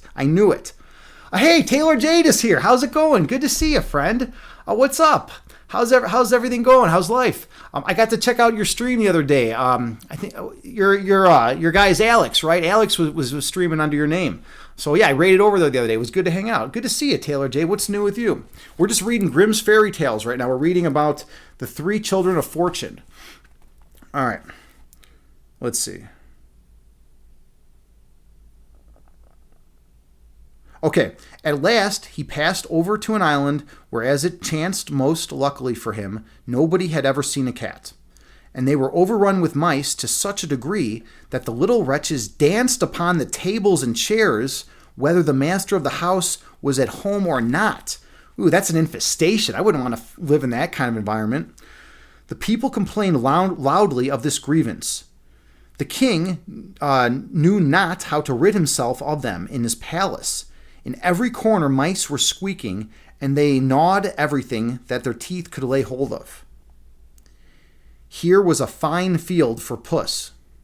She soon began her chase, and had cleared 2 rooms in the twinkling of an eye. The people then besought their king to buy the wonderful animal at any price for the good of the public. The king willingly gave what was asked, a mule laden with gold and jewels. That's pretty awesome. So he's trading a cat for a mule with gold, filled with gold and jewels. I wouldn't trade my cat, but maybe someone else's. And thus the third brother returned home with a richer prize than each of the others. Meantime, the cat feasted away upon the mice in the royal palace and devoured so many that they were no longer in any great numbers. At length, quite spent and tired with her work, she became extremely thirsty. So she stood still, drew up her head, and cried, "Meow, meow." The king gathered together all his subjects when they heard this strange cry, and many ran shrieking in a great fright out of the palace. They had never heard of a cat's meow before. They didn't know what it was. They thought it was something like demonic or something, right? But the king held a council to decide what was best to be done. And it was at length agreed to send a herald to the cat to warn her to leave the castle forthwith, or else force would be used to remove her. Holy shit, they're going to take action against the cat. This is getting serious. For, said the counselors, we would far more willingly put up with the mice, since we are used to that evil, than get rid of them at the risk of our lives. They think the cat is going to kill them with her meow. A page accordingly went and asked the cat whether she was willing to quit the castle. But Puss, whose thirst became every moment more and more pressing, answered nothing but meow, meow. The page interpreted this to mean no, no, and therefore carried this answer to the king. That's pretty intense, all right. Well, said the counselors, then we must try what force will do. So the guns were planted, and the palace was fired upon from all sides. When the fire reached the room where the cat was, she sprang out the window and ran away. But the besiegers did not see her and went on firing until the whole palace was burnt to the ground? This is intense. That's like the worst way to handle a cat. Like, what is wrong with these people? I know they've never seen a cat before, but you wouldn't think they'd be wigging out that much. And that's it. That is it. That's the Three Children of Fortune. Okay, all right. Let's get down to serious matters. Let's see, Taylor, you say, yeah, he was streaming for you while you were on vacation. It was funny being on the other side of your own stream. Yeah, that is weird, right? That is weird. If someone takes over for you for your stream and you're like watching your stream and you're like, wait, that's supposed to be me. Taylor, you say this story got you intrigued already. It's a good one, isn't it? It's not bad. I mean, I dig these old Grimm's fairy tales. I got this book in 1988. This is a crazy book. I was like a little kid that couldn't do anything, and I pulled it out just recently, and I'm like, man, these are pretty dark and weird and humorous. Herbert, you said you thought Aesop was ancient Greek. This is not Aesop's fable. This is not Aesop's fables. This is Grimm's fairy tales. I think that's a different thing, right? All right. Okay. So with all that being said, let's hop on over to a quick 3-minute puzzle rush. This is not Aesop's. This is definitely a different thing. Let's head back to let's head over to chess. Actually, we'll mix it up. We'll just keep jumping around categories. I guess that's what we're doing. Because if I'm going to do a chess thing, we're going to go to the chess category. All right, we're in the chess category. Hello, chess world. Hop on in. We're doing a quick puzzle rush. All right, let's get this all set up and so you can actually see the screen. Here we go. So I've had great scores today. I've had a lot of luck. I've had 23 and 24 today. So let's see if I can get another score in the 20s. I've been playing a really good puzzle rush today. All right, I think we're all set. You can all see this. It looks good. Let's do it.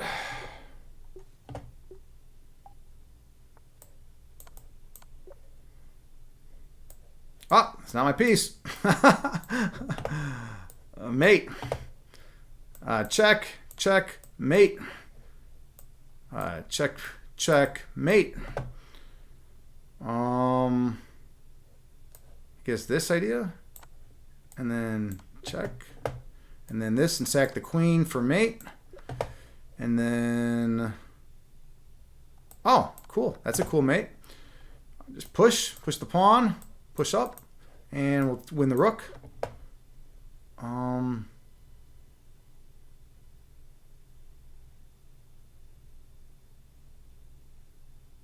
This is a tricky one. Oh, this is sneaky. Deflection to win the queen. Wow. Yeah, some of these are like ridiculously hard. Really, I'm telling you. Some of them are pretty easy and straightforward, and then some of them are just madness. Mate. Mate. I think this, and then this, and then mate. And there we go. Here we... Oh, no! Come on! Oh, that was ridiculous. All right. All right. Fair enough. I guess this idea, and then this idea, and then this idea, and then this idea. A bunch of ideas. I'm putting forth a bunch of ideas. All right. So we'll throw this check in. Oh, I'm in check. All right. Fair enough. There we go. Now this is a sneaky one too. You know, some of these are getting really, really sneaky. Check. And then check. And then mate. Yeah, that was no joke. It was definitely no joke. So take. And then I believe take like this. Oh, no, it's not take like that. That's frustrating. All right.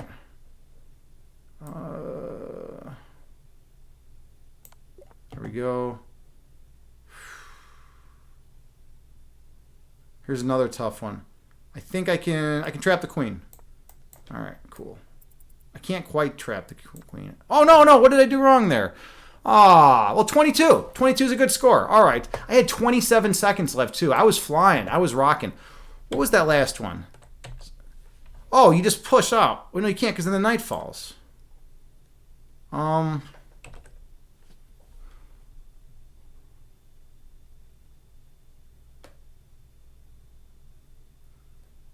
I missing? Oh, bishop over. Is it? I think it's just bishop over, right? Yes. So bishop comes over, and then where's that? Yeah, where's the queen going to go? That's it. Okay, whatever. 22. I'll take that. All right, cool. We did it. We got through another puzzle rush. I've been rocking those puzzle rushes today. JT, you say, Herbert, you like to confuse Agni too. You call the Tao Te Ching the art of war all the time. You think it might irk Agni a bit, but oh well. No, it's all right. It's all right. It's a totally different book, though. We got the art of war. Okay, Roko Hemda comes in and calls the Tao Te Ching the I Ching, or I Ching, however you say it, right? This is not the same thing as the Tao Te Ching. The I Ching is like a book of like predicting the future and rolling dice and stuff like that, right? This is a book of wisdom, the foundation of Taoism, right? And then JT calls it the art of war. That's a totally different book. I have that book over there. It's a Sun Tzu, right? Yeah, Sun Tzu, just hanging out over there. Very different things. All right, let's play a game on Lichess. So I won my last game on Lichess. Let's see if I can win a game. Right here, I'm going to play random of a random opponent anonymously, so I have no idea how good this guy is going to or girl is going to be. So let's try it out. All right, we are ready. If this guy ever makes a move. There's a move. Sicilian defense. What I always play against e4. This guy's really taking his time. I don't know. I mean, spending this much time on move 2 is crazy. This is madness. I mean, I'm close to leaving this game because this guy's. Well, maybe he was just getting ready or something. I don't know. That move's fine. So take. Hey, this is the same thing we had last time. Okay, if you take with the queen, I play this, and then he'll think he's smooth, but I have this move. Yeah, see, he thinks he's smooth, but he's not being smooth. And then the knights can hop here. I could put some serious pressure on the pawn.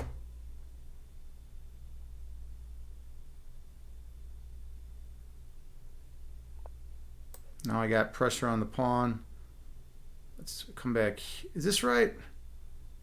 I think this is right. Oh, no, because he's got push, which is a problem.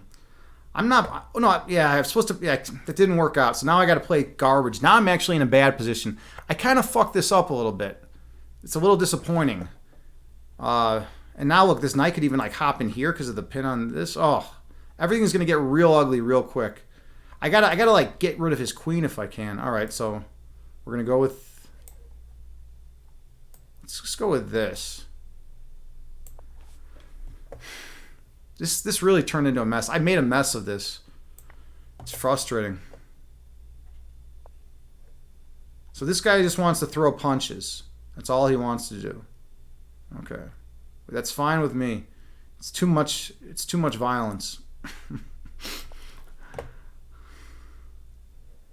All right. How's this going to play out? I'd love to get my bishop developed in castle. All right, that's fine. So now I just take. In fact, I'm pretty sure he made a mistake there. If he takes, I take with development. I gain a tempo. So if he's taken there, that's fine, man. I feel like he's trying to be clever. Okay, so that piece is being hit. That's kind of interesting. All right, so he's got an idea. He's at least got an idea, which is cool. Okay. I can't push because of this, so I can push over here. I don't want to do that. I think, ooh, this is actually pretty bad. I'm starting to, oh no, I can manually castle. What am I doing? Yeah. I'm going to manually castle. It defends the pawn, gets my king to safety, and now I'm one move away from getting this bishop where I need to. Yeah, everything's solid now. Just a little bit of manual castling. All right. Look at the bishop in line with the queen, right? As soon as this pawn push hits, I'm going to be hitting this queen. I'm up a pawn, material-wise. This bishop needs to get active. This is a problem piece. I'm in a little bit of a weird position. Okay, I'm going to bring my queen over, I think. Then it's kind of pinned. Oh, what do we got? What do we got here? I could throw the punch. Does it do anything?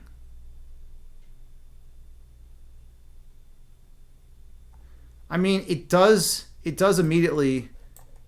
It gets the bishop diagonal open, but I feel like there's something better I should be doing.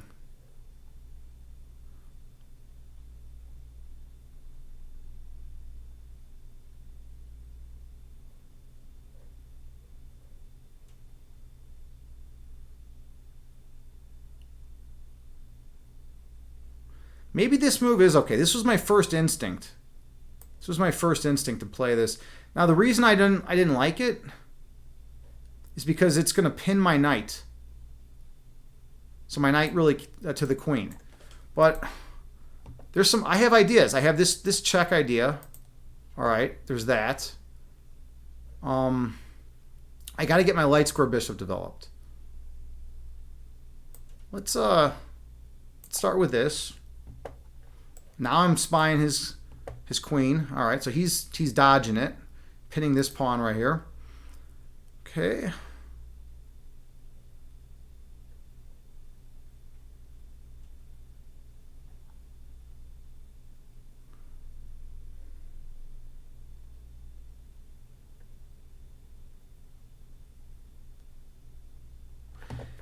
Queen right here forks the pawn and the bishop.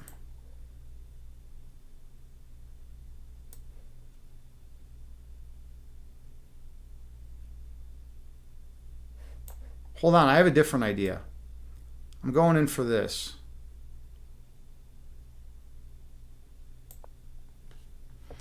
So now never mind, his queen could just recapture. All right, so he's doing that idea. I'm up a pawn. So do I want to get rid of his light square bishop is the question. He'll gain a little bit of development.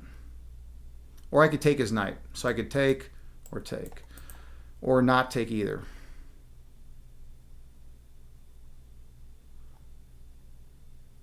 I'm going to get rid of his light square bishop.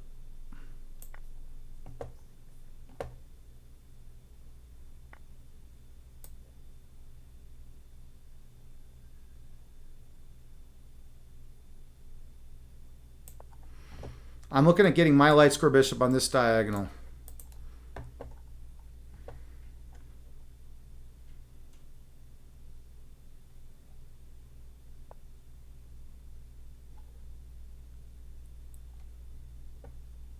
All right, so I'm in check. I got to move out of check.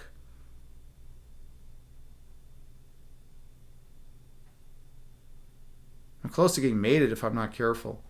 I mean, if I come here, he's got this check. I guess I could push. Or do I just back my king up?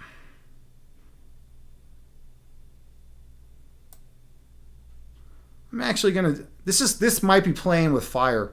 This is totally playing with fire. I can't believe. Am I really gonna make this move? All right.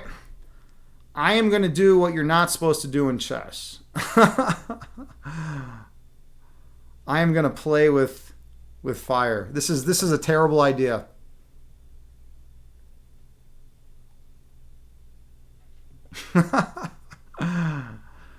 You got to live adventurously. This is for the memes. All right. Let's see. Let's get. I have a. Oh, it doesn't quite work. I was looking at bishop here with going after the rooks, but it almost works. If I push out and then play it. Oh, then this. I mean, everything's weak then.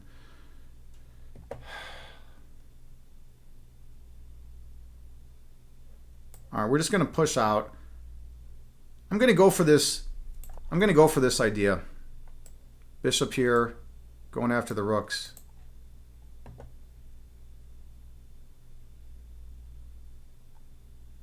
And I'm close to getting mated over here. I don't even know why I'm not taking this threat seriously. I'm like not even taking the threat seriously. I feel like I need to be taking things a little more seriously. I wonder if he sees the idea. My bishop right here. I'm gonna win a rook. All right, he does see it. So where is my queen gonna go is the question. I don't want to stray too far from this pawn. Let's see.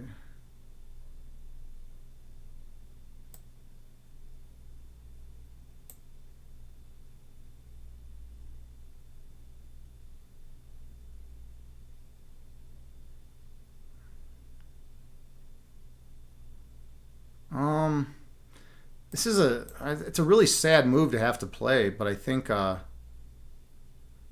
that? Yuck. I think I'm getting beat at this point if I don't come up with something quick. Oh, God. This is a mess. I've been making a lot of weakening moves. All right, I guess we're doing this. I feel like he can just do whatever he wants at this point. I'm playing like such garbage. This bishop needs to get developed somewhere.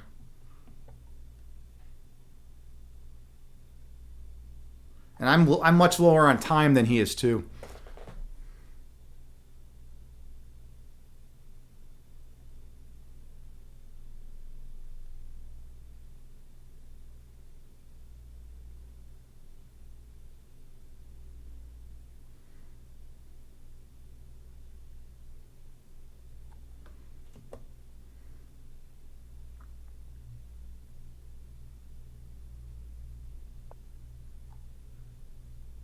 Okay, so he's going there.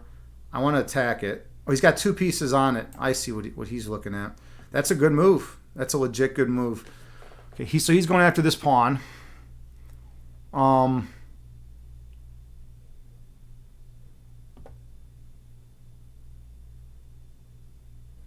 He's also hitting this, right? I guess I just push.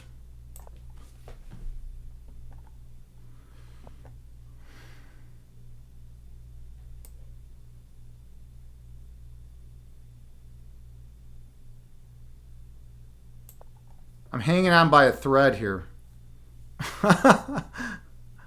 Hanging on by a thread. This is ridiculous. Like he's going to be able to win this game unless I do something real quick.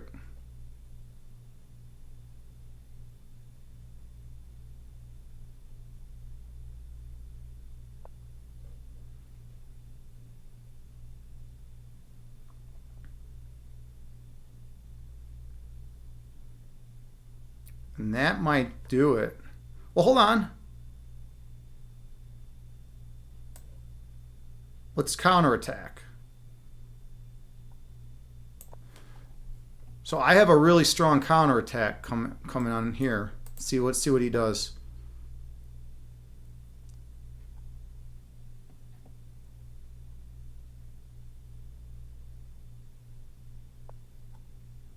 So he threw that check in first. Oh, and that's going to be it. Damn it! Not quite. Yeah, because I can't push because of the pin, and I can't move anywhere. That's that. Well, good game. Good game. All right. That was good, sort of. Oh, you know, I knew it was a stupid move to move my king here, but I was like, oh, I don't want to move it back, you know. But it would have been smarter just to move it back. All right, fair enough. That was not the best. All right, well, let's do another one, I guess. Let's see if I can do better this next game. That was garbage, actually. I was like saying it was a good game, but no, I mean, I'm not. Let me get the game up here. All right, I'm not convinced about that. At first, I was convinced. Okay, so this guy just resigns now. All right, let's play another person. All right. So we got this kind of structure. Got some English opening, symmetrical. We're playing the symmetrical English.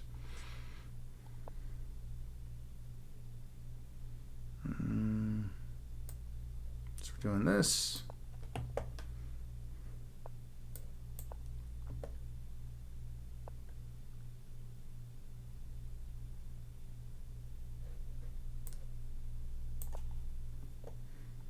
This is a weird structure. Oh, now a little bit. I'm not used to people playing the English much anymore either, which is kind of neat.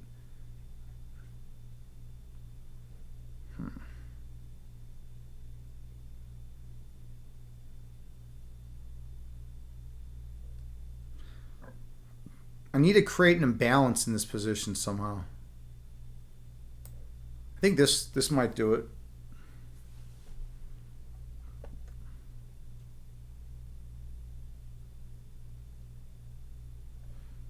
He's got this weird pawn. This pawn is completely blocking his bishop from being able to move anywhere. It's making the queen kind of weird. Queen's only got one diagonal it can move to.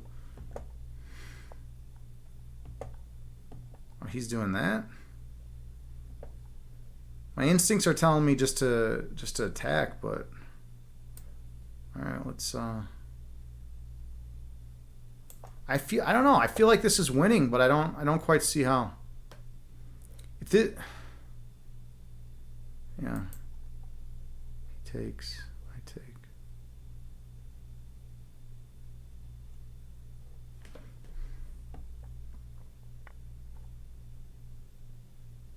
Okay, so this is cool. I'm gonna take. I think I should take with the knight actually. Oh, he's gonna win this pawn maybe. Well, no, not really. Let's take with the... Oh, he could win that, actually. Do I care about it? I'm looking at knight here and then hopping in to d3. But I need to actually not lose a lot of material here, too. It's kind of important.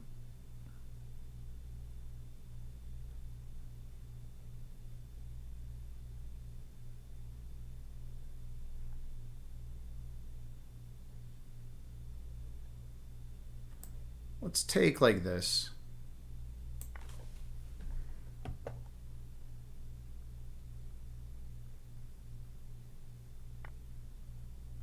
So he's going material grabbing. That's his plan. So I take. He's trying to grab material. He's going to win this pawn. And then let's push again. Let's try to keep the pressure on. Hitting the knight. I could throw this check in. Does this do anything? At least gets my queen active. His knight's looking to hop into this beautiful square. Could take. Let's do this. Throw that check in.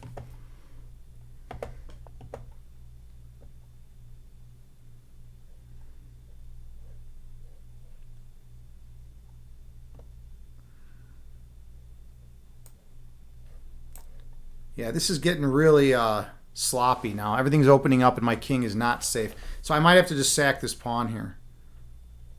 I might just have to sack the pawn.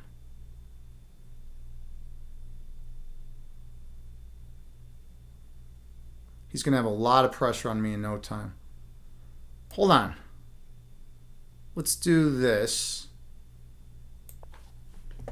If he takes, I'll take here. All right.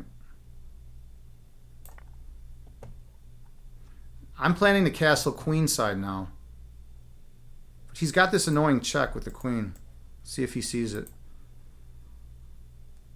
I guess I just dropped the bishop back.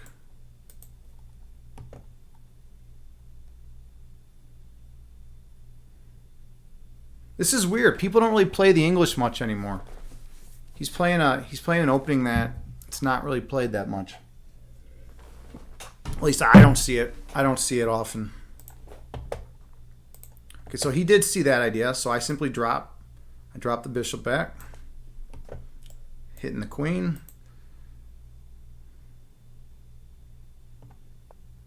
And now he just goes all the way back. Okay, well, looks like I'm going to be able to castle, which is nice. So I'm one move away from getting my king to safety. My king's actually pretty close to being safe right now.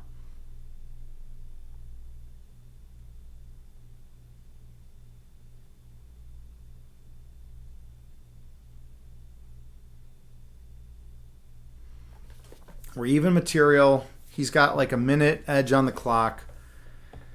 My pieces are a little more active. This pawn is a major problem for him. And I have it cemented in here. That's what I'm playing for. All right. So he's doing this kind of stuff. Eyeing this pawn. I'm going to, let's see. I don't want there to be any checks. I don't want him to be able to take with checks. I'm going to just get my king to safety.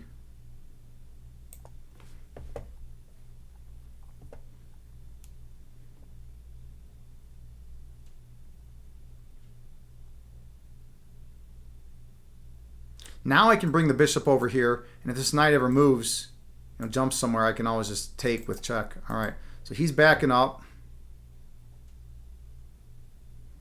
He's trying to put pressure on this guy.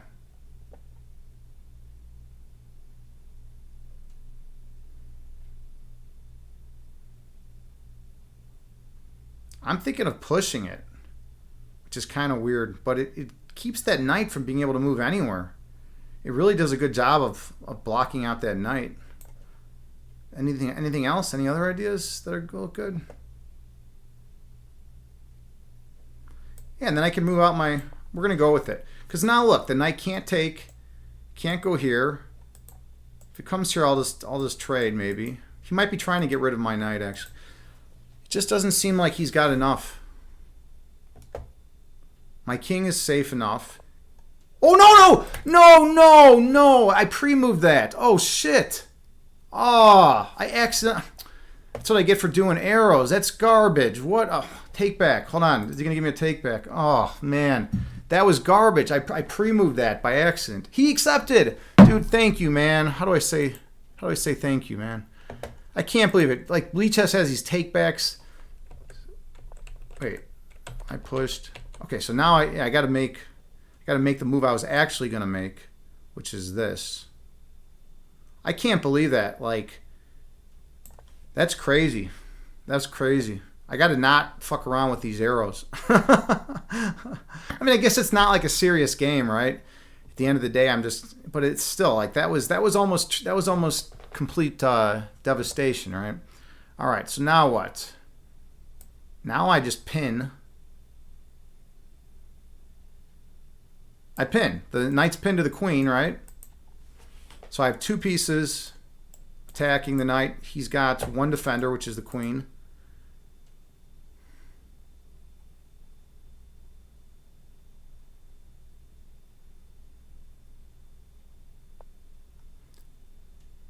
Oh, this is kind of crazy. Now I could, if I take, he takes with either queen or the rook, and then that's going to be a weird pin. But maybe it's not enough. Maybe it is.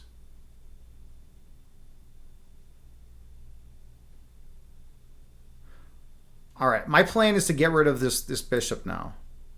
First of all, if he recaptures, okay, this pawn, sure, this pawn is being hit. Oh, maybe that was not great then. Because, yeah, that pawn is being hit. But his knight will hang. So it's not quite being hit yet. All right. Let's get... Can I get another attacker on the knight? No. This rook's got to get active. I'm looking at this, moving the rook over, unless there's something else.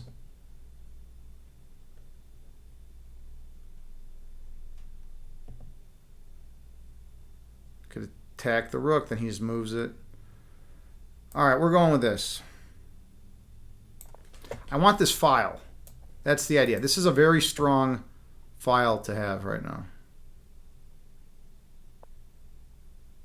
So he's eyeing up this pawn. So I could just trade bishops, which I might have to do here.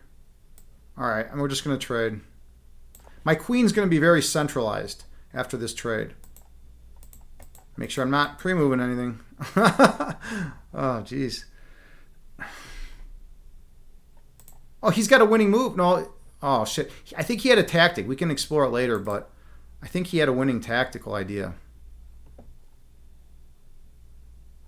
I have 2 pieces now on this knight. How's he going to get another defender? Oh, like that? Guess that works. And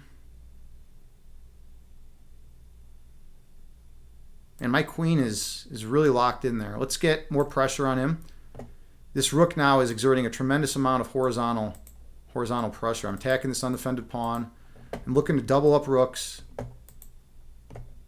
This knight is pinned. All right. I think I can just take. Yeah, because he can't take. I take.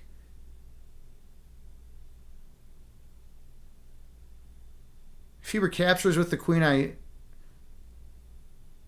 could just, yeah, I'm just going to take. Whatever. I like my rook's position. This has got to be good. If he takes with the knight, I win the queen. If he takes with the queen, I'm gonna... Oh, I guess I got to move my rook over then. Because he's going to be... I didn't see that if he takes with the queen. No, if he takes with the queen, I'll just maybe take with my queen. He's going there. All right. I think now I just got to snag the... I think I just snagged the knight. Why'd he go there? That seems very odd. I don't get that move. I'll take the knight. What am I missing about that move?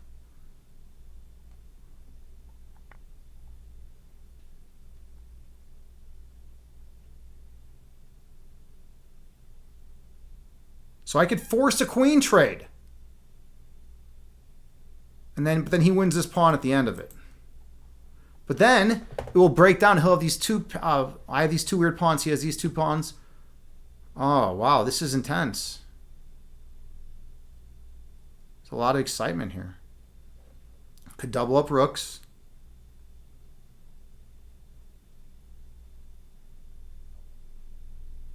Force a queen trade. Take. Is that an endgame I could win? What if I do it this way? No, it doesn't force it. All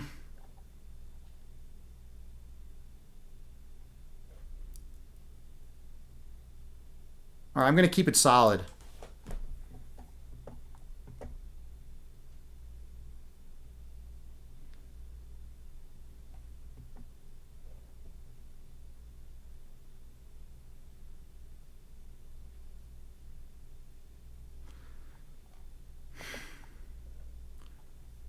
Oh, wow. He's coming in for an attack over here now?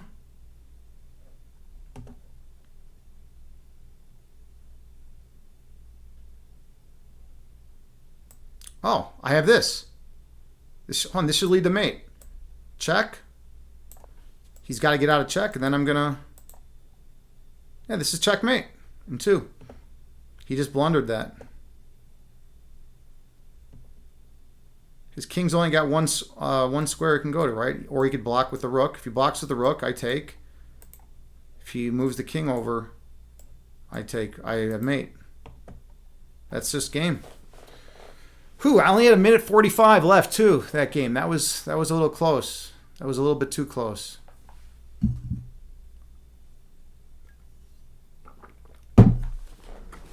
What's he going to leave? And then mate. All right, good game. We got to see a good one there. That was lead chess. Okay, we did it. We saw a good game there. All right, excellent. All right. Let's see, Taylor, you say, hey, okay, you got to go. Your flight is boarding. Hey, have a great flight. I hope all is well with you. I totally am we're gonna finish up this stream strong. So thank you so much, Taylor. Everyone, check out Taylor Jade. Drop her a follow. Excuse me. She is a streamer here on Twitch. She was also a junior Olympic athlete, so it's pretty awesome. Definitely check her out. Got like a frog in my throat right now. What's going on? This last plane is a quick flight, so you'll be back if you're still on. That is a quick flight. I don't think I'm going to be on that long, though, Taylor. I typically stream. I guess I've been streaming 2 hours and 19 minutes. I don't know. I stream yesterday I streamed or 2 days ago I streamed 3.5 hours or 4 hours or 5 hours, but I don't usually stream that long. I don't feel like streaming that long tonight, at least. Okay, let's do. What are we doing? What are we up for? What are we up for now? We are ready for. I want to do a Wordle.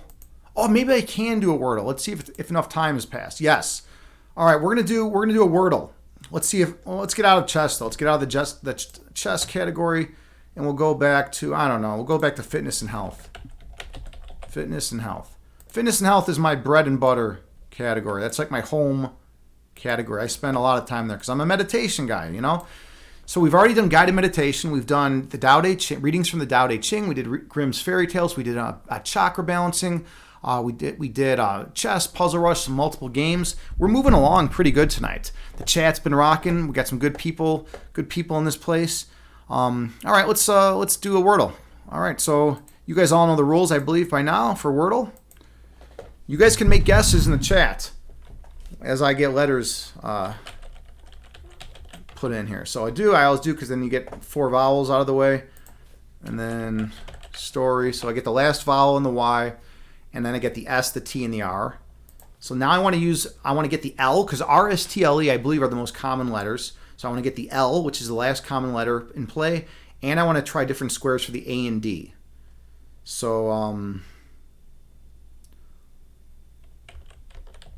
do you spell ladle? Ladle? Something like that? No, I don't want to do that. That's not a good word. It's not a good word to use. How about...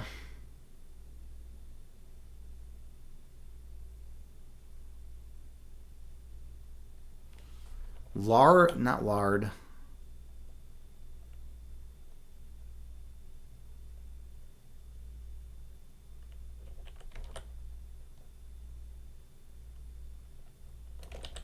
Here, how about this? That's not a word. Laned. Laced. Unless there's another. Oh, that's good. Okay. All right. So we know the A is here, and we know the D is not the first, second, or fifth spot. So the D is a third or fourth spot, and we have an A. We got to get more letters here. This is bad, though. We need to know what some more letters are. How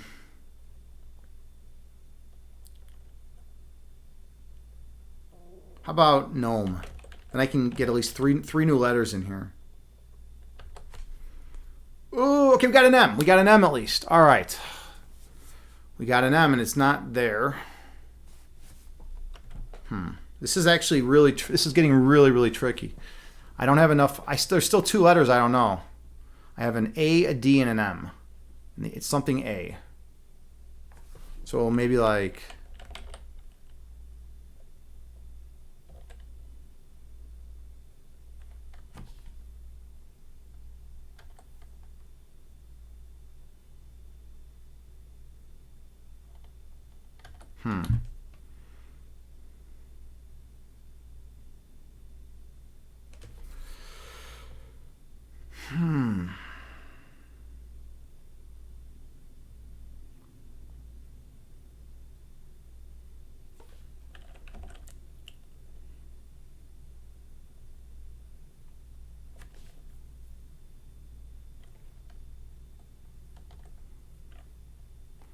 feel like M is going to be the first letter, but it definitely might not be. Let's just do a different consonant.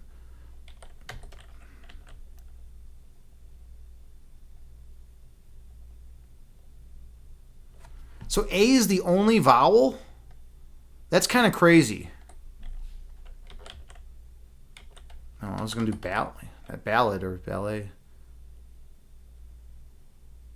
T is not in it.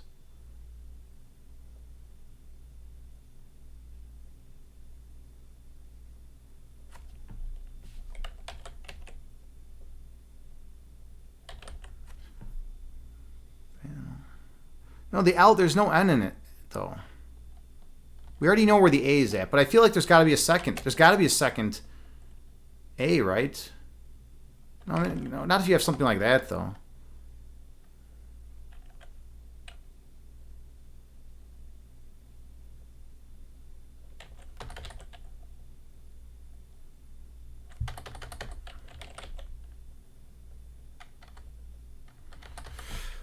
All right, this could be a loss here. This is getting really tough. I only have 2 more guesses. I need to uncover at least one more letter, and I need to see where the M and the D are.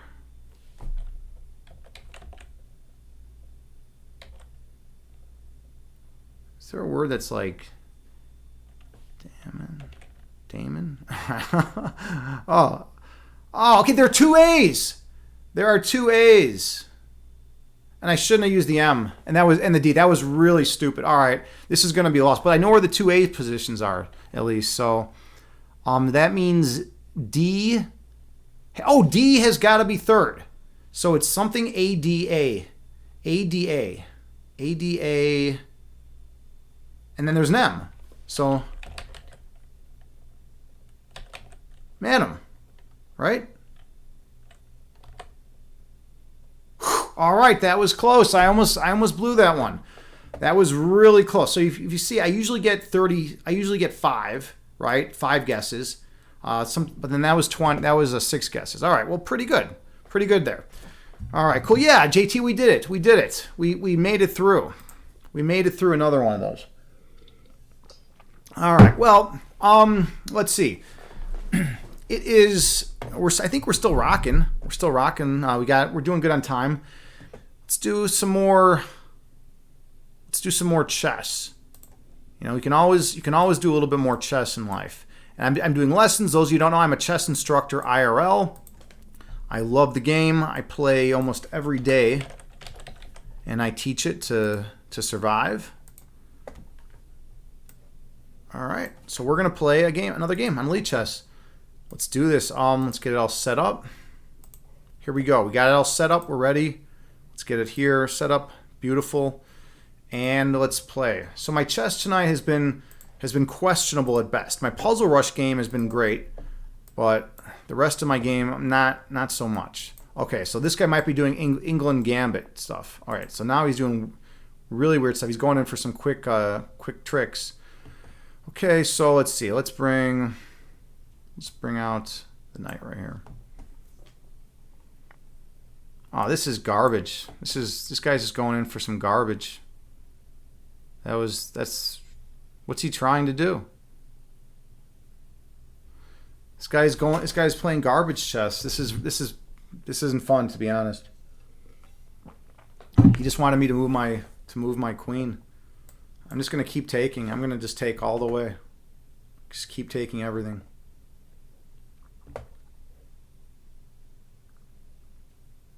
Throw this attack in. Knight's protecting the bishop. He'll probably play this. Okay, oh, that's a good move. A double attack. He's attacking my... Oh, no, he's not attacking the bishop. He's just attacking this. So, just got to defend it. Oh, he's attacking... Yeah, he is. Never mind. I'm in check. All right, I'm not seeing things clearly. I just fell for a stupid trap. All right, let's see if I can get out. Hold on. Bishop back, he takes, and then I come here.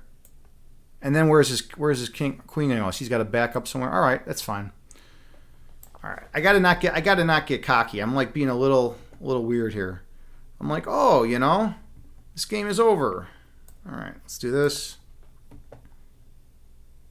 Hitting the queen. I'm also attacking this pawn right here, threatening to win the rook. This is actually a devastating move, to be honest. Like, you can't take this move lightly. I mean, what does he got? He's got like queen b4, queen b5, queen b6. No, not even b6. So he's got b4, b5, but I also have this push. All right. So now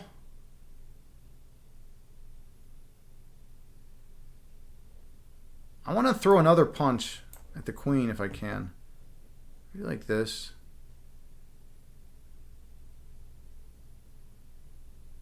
Well, then he just wins the pawn.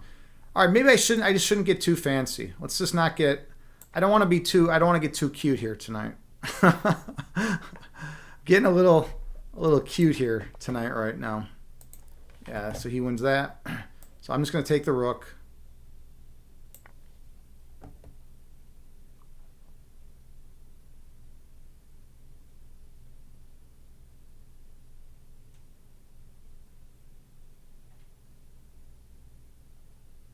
He went all he went all in on the cheap tricks.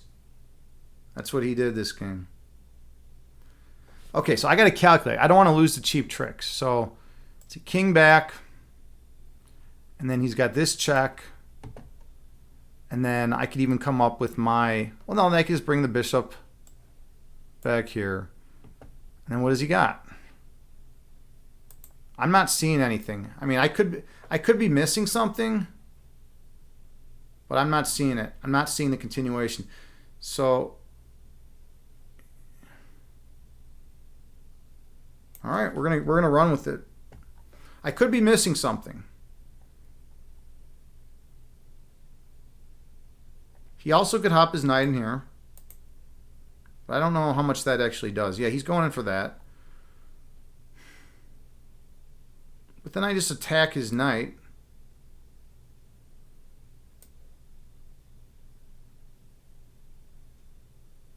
I develop my queen to a better square. And I'm not seeing a follow-up. I'm hitting the knight.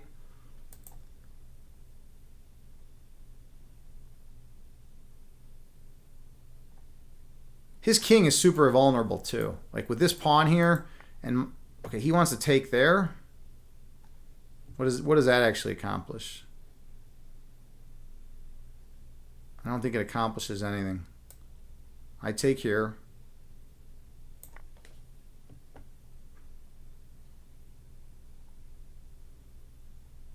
My bishop is crazy on this diagonal, by the way.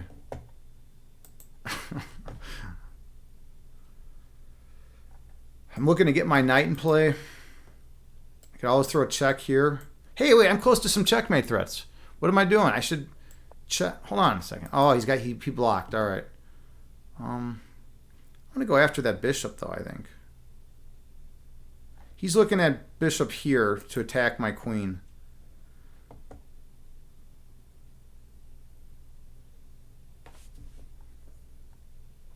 I could just pin it.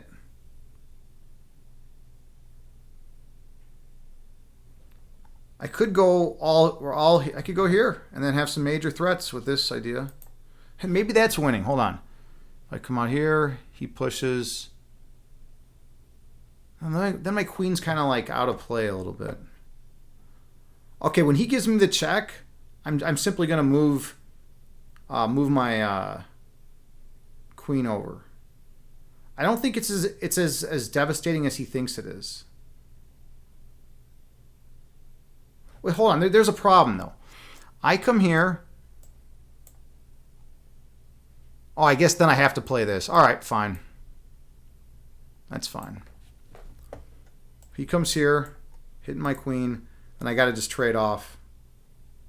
I wanted to play this with check, but the problem is he can what can he do? Oh no, hold on. Maybe that does lead to mate. Maybe that okay, well, I'm way up, so I'm just going to take pieces. You you want to trade queens? When you're up material, you try to. Yeah, you don't want to trade material when you're down material. All right, so now we get this position.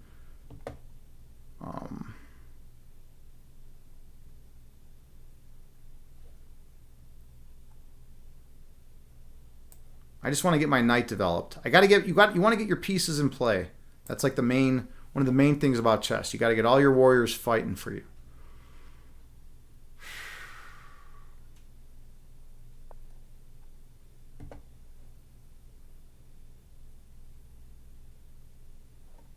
All right, now I'm going to go in. I'm actually going to go in for this idea.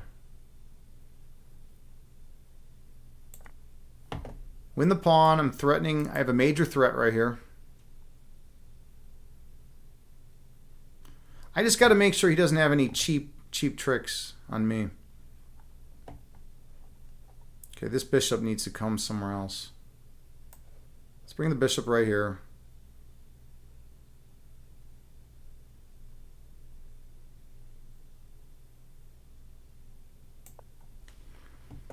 Threatening this pawn. Whenever he moves this knight, he's going to have a discovered attack on my bishop. So I got to be careful about that. He's also got weird like checking ideas on this file with the queen, but I'd love to trade queens here. I'm up so much material. I just got to like avoid an attack for a little while and then I win. That's all I got to do. Just avoid attack for a little while. All right.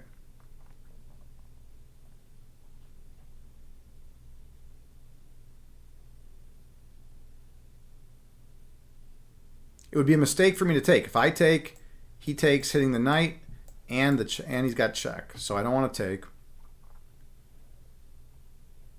This bishop's being hit, so I gotta.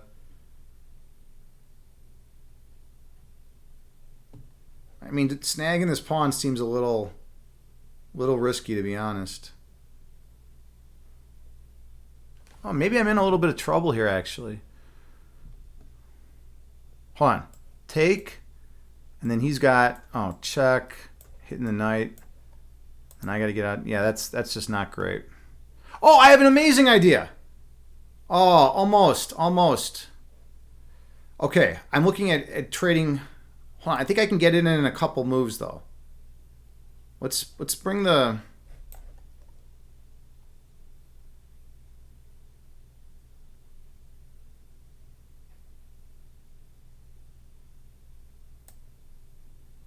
So the question is, do I want to bring my bishop back, or do I want to attack to continue?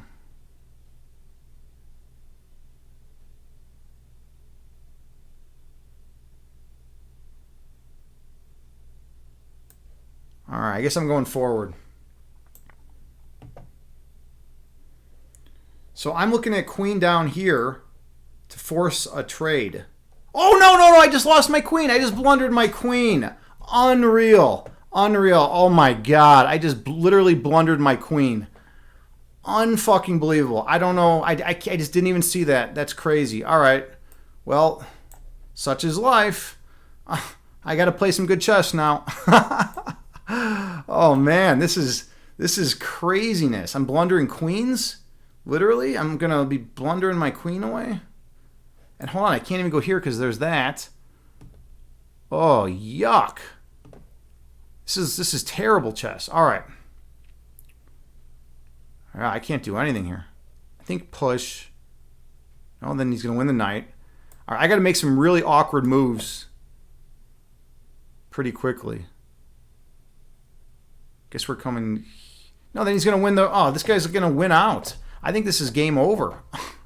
Do I even have anything?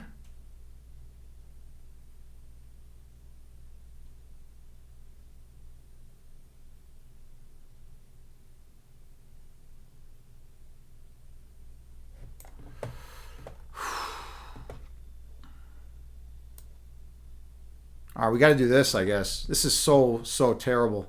This is like the worst thing ever.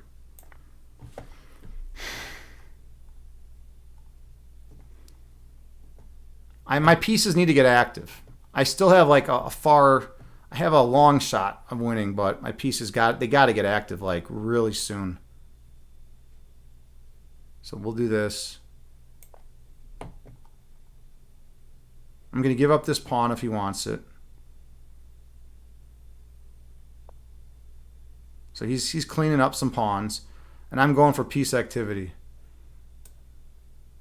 It's not quite going to work. I got to, damn it.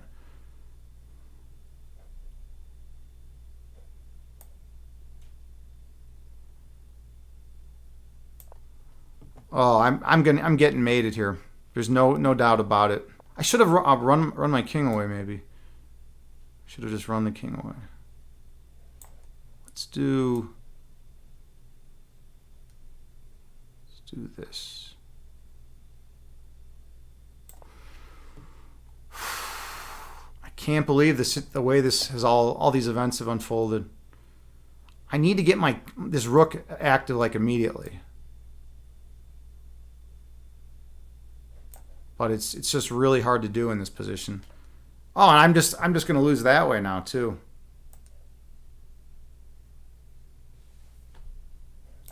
Yeah, there's no hope here. I can't believe I blundered my queen like that. I don't even have any checks.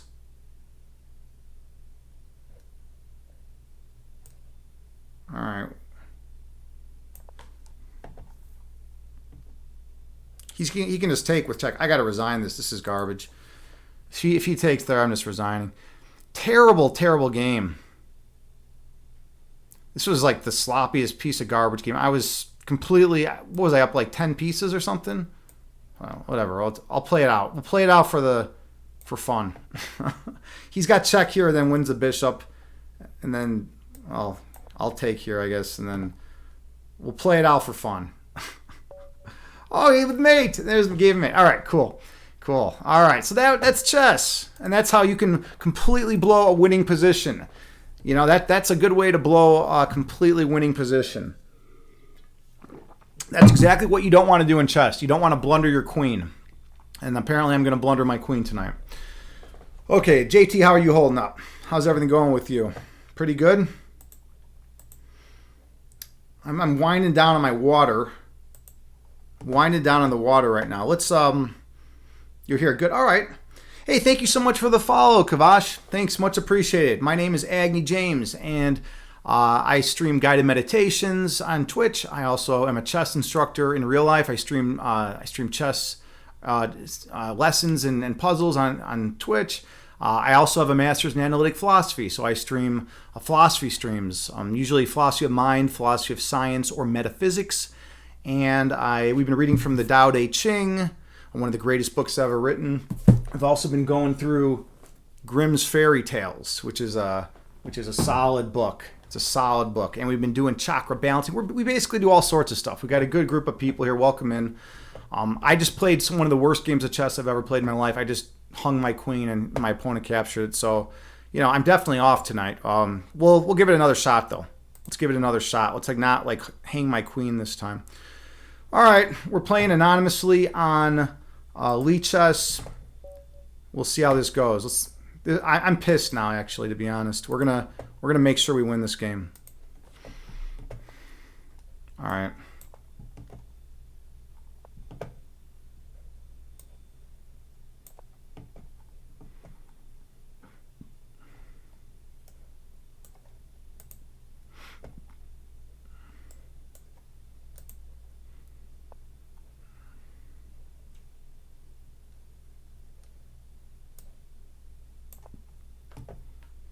So I love the fact that this pawn is here. It's completely blocking the scope of his bishop. It's blocking his knight's natural development. This knight can't go anywhere good, right? And so I want to keep this pawn here. As long as this pawn is fixed on c6, I have an advantage. His piece mobility is terrible right now. All right, I'm just going to do normal development while he's got to struggle for space.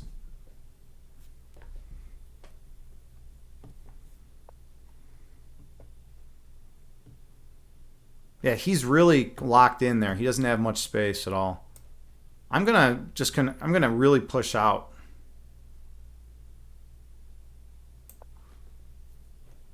He's got ideas like bishop and queen over, I think, but I don't really see it doing too much. Let's see if he takes. All right, so I don't want to take. I'm going to lock everything in. This whole position is gonna get locked down real quick. And now, like, this bishop is really stupid. This knight is incredibly stupid. It can't go anywhere. This rook is dumb. This bishop's okay. Yeah, he realizes there's the problem, so he's trying to break at it, which is smart. I'm just gonna support it. Let's see if he plays this break, which is what he should do.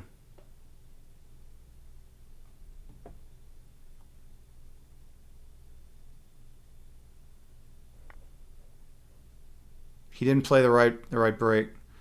So I just want to keep it all locked in, just like this. This bishop is dumb. I mean, he's got this check. Well, then I can just even push up and force him back. I'm just going space invaders. I'm just really gaining as much space as I can here in attempts to win that way. All right, I'm going to continue. I mean, we have a thing going. Let's win some space. So I have, those of you who don't know, these 4 ranks, the first 4 ranks are white's territory. These 4 ranks are black's territory. So I have 2 pieces fixed in his territory, and he has 0 pieces in my territory. So I am winning on the space battle right now, which is really good. All right, he's all blocked up. Let's see, let's do this kind of push.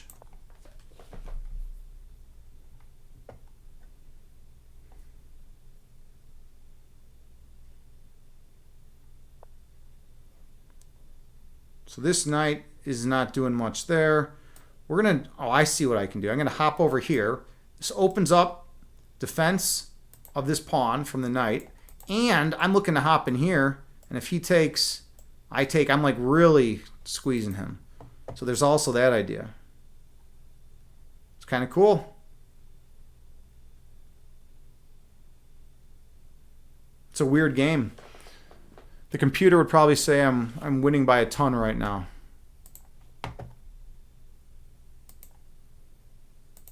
We can check it. We can check analysis at this point at move 12.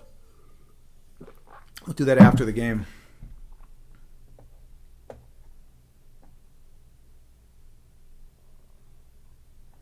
Notice how this bishop is so passive. It can't move anywhere good. So I don't want to take, because then he recaptures and his bishop is a beast, right? So I want this pawn permanently fixed on c6. If I can keep that pawn permanently fixed on c6, I'm going to have a really good chance. I'm going to have really good chances. I don't see a quick route to victory is the one thing. I mean, let's see. If knight hops in, take. This is pretty damn good. I mean, have a pawn fixed on d6 like that. So he's hopping in there. That's smart. That makes sense.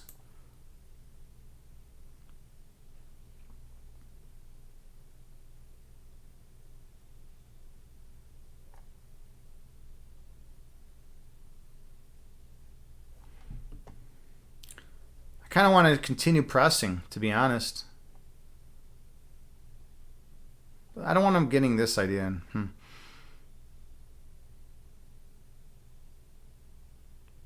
All right, we're going to have that. Yeah. We're just going to try to keep everything closed. This knight cannot hop in here now because of the pawn. The bishop can't hop in with check. Sure, this knight could hop in, but I can always give him a kick immediately. Oh, he's hopping in there. All right. So he wants to go this route. So he's got, what's his threat? I don't see a threat. I don't see, oh, it's a good spot for the knight, though. I will say that. I still have this idea. It's a good knight, though. This knight is one of my best pieces. I don't know if I want to give it up like that. I want to maybe trade my light square bishop for his knight. I think that's what I want to do. Let's go with this plan. So I'm going to take, and then I'm going to hop in here. and then he'll take, and then I'll take, and I'm going to have a pawn real far in his territory. It's going to completely lock everything down here. Kind of neat. Kind of a neat position, to be honest. Whoa, that was weird. All right. Chad guy, you said, guess who just paid his property taxes? Yeah, this guy. Dude, you're sitting around doing your taxes, man. That's intense. You're a devoted guy, you know. You're a hard worker if you're doing your taxes on a night like tonight. I like it. Now, some of you might be thinking, well, wait a minute, Agni, why do you want to trade your light square bishop for the knight, right? Because the idea is traditionally, if your opponent's pawns are all on light squares, that's your good bishop. But in this situation, because everything's so locked down, I actually, oh, that's good for me. I'll take that.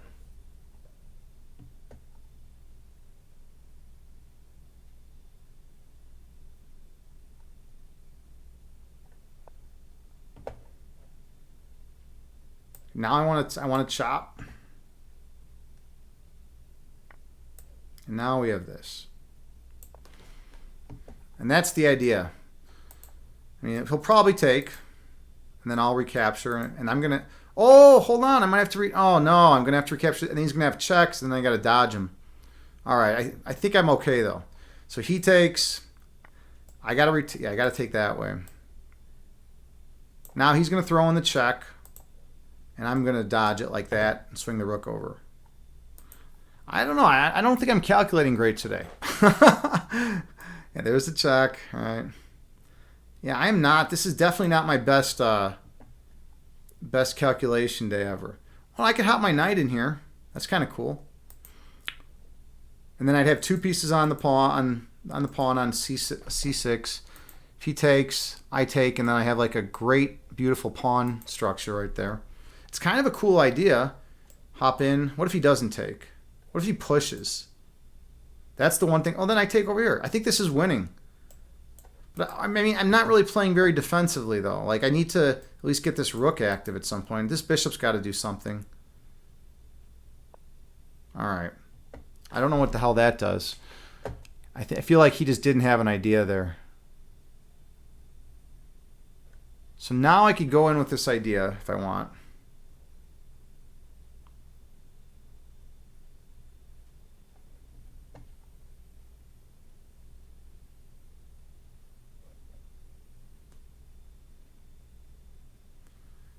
I got to find a way to get my dark square bishop in the game.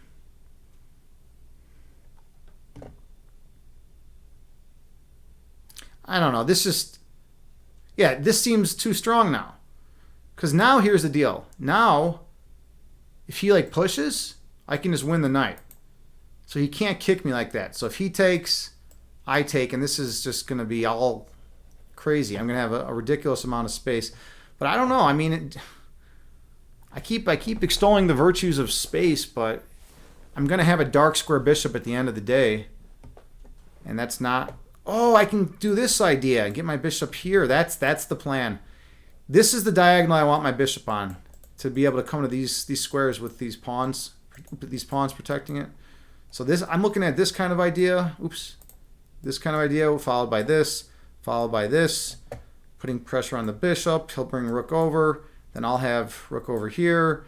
Then, he'll do something over here. So that's what I'm looking at. I have a time edge now too, which is cool. I definitely have a bit of a time edge going on. Chad guy, you are a good citizen, man.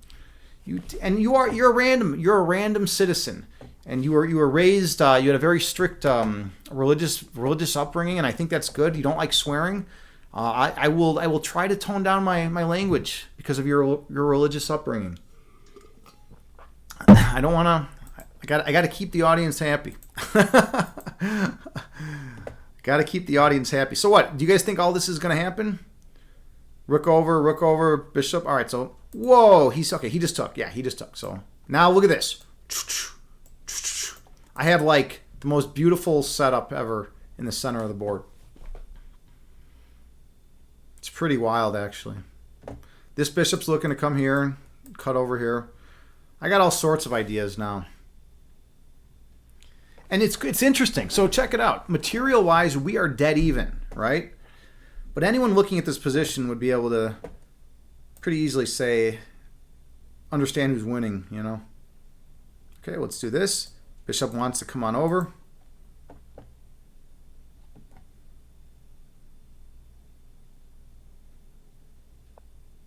He wants to break at this, which I totally get. So the question is, do I throw the punch first? Yeah, let's throw the punch.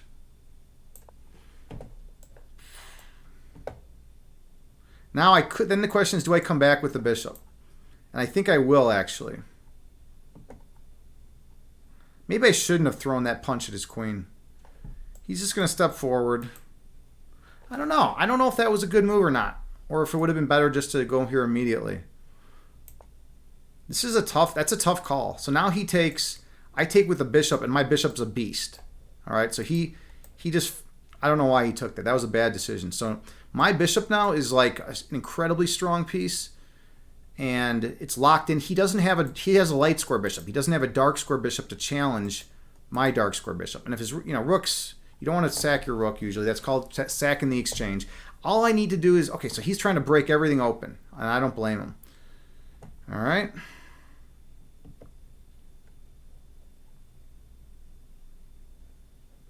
Let's get this rook active. I want this rook doing something productive. Here or here? What if I just take? If I take, I lose the bishop. I push.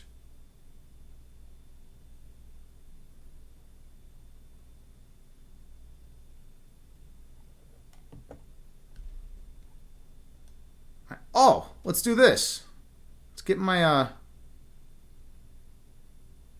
queen to a better square. Yeah, my queen was kind of weak where it was at. So now, notice now this pawn is pinned to the king, right? Can never move. I'm looking at attacking it. If he takes here, then I guess I just take here. But it's still like my pieces then are honed in on the king, right? He's trying to break everything open. This bishop is garbage, right? It can't even move anymore.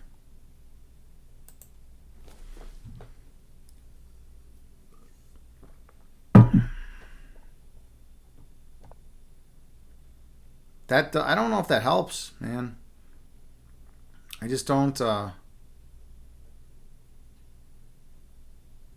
don't know.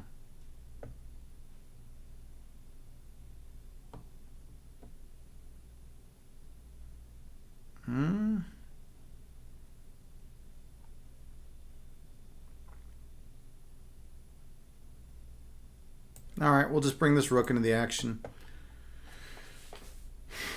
I'm killing him on time. So, he's going to have to think a lot. And I actually like the fact that he brought his king here because this king now is going to, if this opens up, if this pawn ever does take, and I take, this is going to be a file that I can actually come attack him on. Yeah, he's moving too slow this game.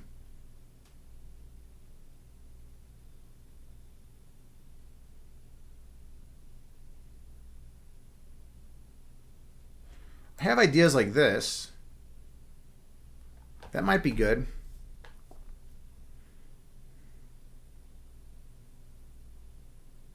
So I want to keep pieces on the board, though, for the most part, because I have a spatial advantage and he has got no time.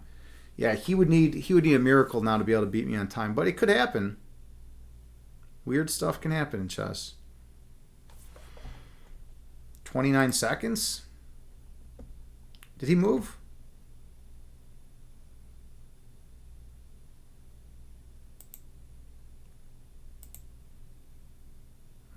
He's got 15 seconds. I think that's going to be it for this guy. Yeah, he's got nothing. We'll check the computer analysis also. I wonder what the computer is going to say. I have a crazy advantage. Let's go back. Yeah, look, already I have a 1.3, 1.7, 1.8 advantage. So that's a pretty sizable advantage already, right? Yep, I'm up to 2.6 here. Just gaining space, right? 3.4 pawn advantage. It likes the knight move. I like that, the fact that it's liking this move. You know, it wants that was my idea. That was my whole idea, right? So I did that eventually. Right? First I closed this up. Now, yeah, look, it really wants that move now, but I play this first. Takes. I play this first. I kind of postponed it a little bit, you know? But it still wants that move. And I take. Now I do it. Yeah, now I hop in. All right, take, check. Yep, all this it was accurate. Hop in. Take. Okay. Yeah, I'm still winning this whole time. Looking good. Yeah, here's what I was interested about the computer. It didn't like any of those moves, actually. It wanted my bishop to go, oh, whatever. Now it does want it here. That's the only move. Take. Yeah, I have a 3.5 advantage. It likes h4. Interesting. h4 was the best here. Well, I do this, which is not as good, but pretty much anything's winning at this point. Yeah, I'm up 5 points. It's cool too because we're even material wise. I have 5 pawns, and this is actually a very instructive game. Let me use this as a moment to explain something in chess. You know, a lot of people think, wait a minute, you know, if you have more, you know, the only way to win at chess is having more pieces than your opponent. If you have more pieces, you're winning. That's not the case, right? It's not just where your pieces are or how many pieces you have, but where your pieces are positioned. His bishop is dead to the world. It has not moved really hardly at all. It's completely blocked in. The only square it can even move to is the terrible, pathetic c8. This rook has not moved the entire game. It's just sitting there like a mope. My bishop is super strong, covering this entire diagonal. Super beast of a piece. My rook is pretty strong, right? On this e-file, my queen is strong, putting pressure on this pawn that's pinned to the king, right? This pawn can never come up, so if I eventually entertain ideas like this, I could always break it open. I have one piece on the 5th rank, one piece even on the 6th rank. This is crazy. I'm killing him on space, so that's why the computer gives me almost a 6-point advantage here. Even though we're even material, we each have 5 pawns, a bishop, 2 rooks, and a queen. So this is a very instructive moment. It's not just about getting more pieces than your opponent. It's about putting them in better places. All right, you all learned something cool. You all learned something really, really awesome right now. Okay, Chad guy, you say, or no, JT, you say, careful with your mouse, though. No mouse slips. Yeah, I did that mouse slip earlier. That was like one of the only times I've ever asked for a take back in my life because I was drawing an arrow and I did that mouse slip. And that guy gave it to me, you know, on Lee Chess. I don't know. A lot of times I give like one take back, so maybe that's like good karma for that. Chad guy, Snazzy, tomorrow's Amazon Prime Day. I didn't know that. I might be in the market for a new grill. I have to look. I have to see. Well, you know, getting a grill shipped to you is probably really expensive. Maybe not though. I'll have to check it out. You're gonna buy that toaster with Wi-Fi. Toaster with Wi-Fi? What? So you can lay in bed and cook toast? Can you operate it from your bed, like just on your phone? JT, you say, but do you need a toaster with Wi-Fi? Well, that's always the question, right? That's always the question. Do we actually need that thing, right? That X or Y or Z in the world. I mean, it sounds like Chad guy's got tons of money though. I mean, so it's like, you know, if you got tons of money, I guess it doesn't really matter, right? You can buy that toaster with Wi-Fi if you want, right? And Chad, I could be wrong, but I always get the sense that you have plenty of money that you're not like starving to death. Okay. Hey, I've been streaming 3 hours. We hit the 3-hour mark. I think we're ready. I think we're ready to call it a night. Let's see who's out there who we're gonna raid. Mary Amber. I have not raided her in a long time. Mary Amber. Last time I was gonna raid Mary Amber, I think there was someone else streaming that I raided instead. I think I raided Soma Green instead. So we're going to raid Mary Amber. Copy this raid call. If you are a subscriber of the chat, you should be able to copy all this. Let's get all this in. All right. And we're going to head over there. We had a really solid meditation tonight. I feel like that was the highlight of the stream. And then the Grimm's Fairy Tale was pretty interesting too. That was a good one, you know. Like you gotta remember that sometimes if you have something worthless, you can go to like a foreign land, you can trade it for things that are very valuable, like mules full of gold and diamonds and gems and all that. All right, well, whatever. We're gonna raid Mary Amber. She's awesome. She's an Australian. She does stuff to support mental health. She's a musician and she's really funny sometimes. You know, and not everyone can be a zinger. But we're gonna rate her. Drop her some love. And yeah, thank you all so much.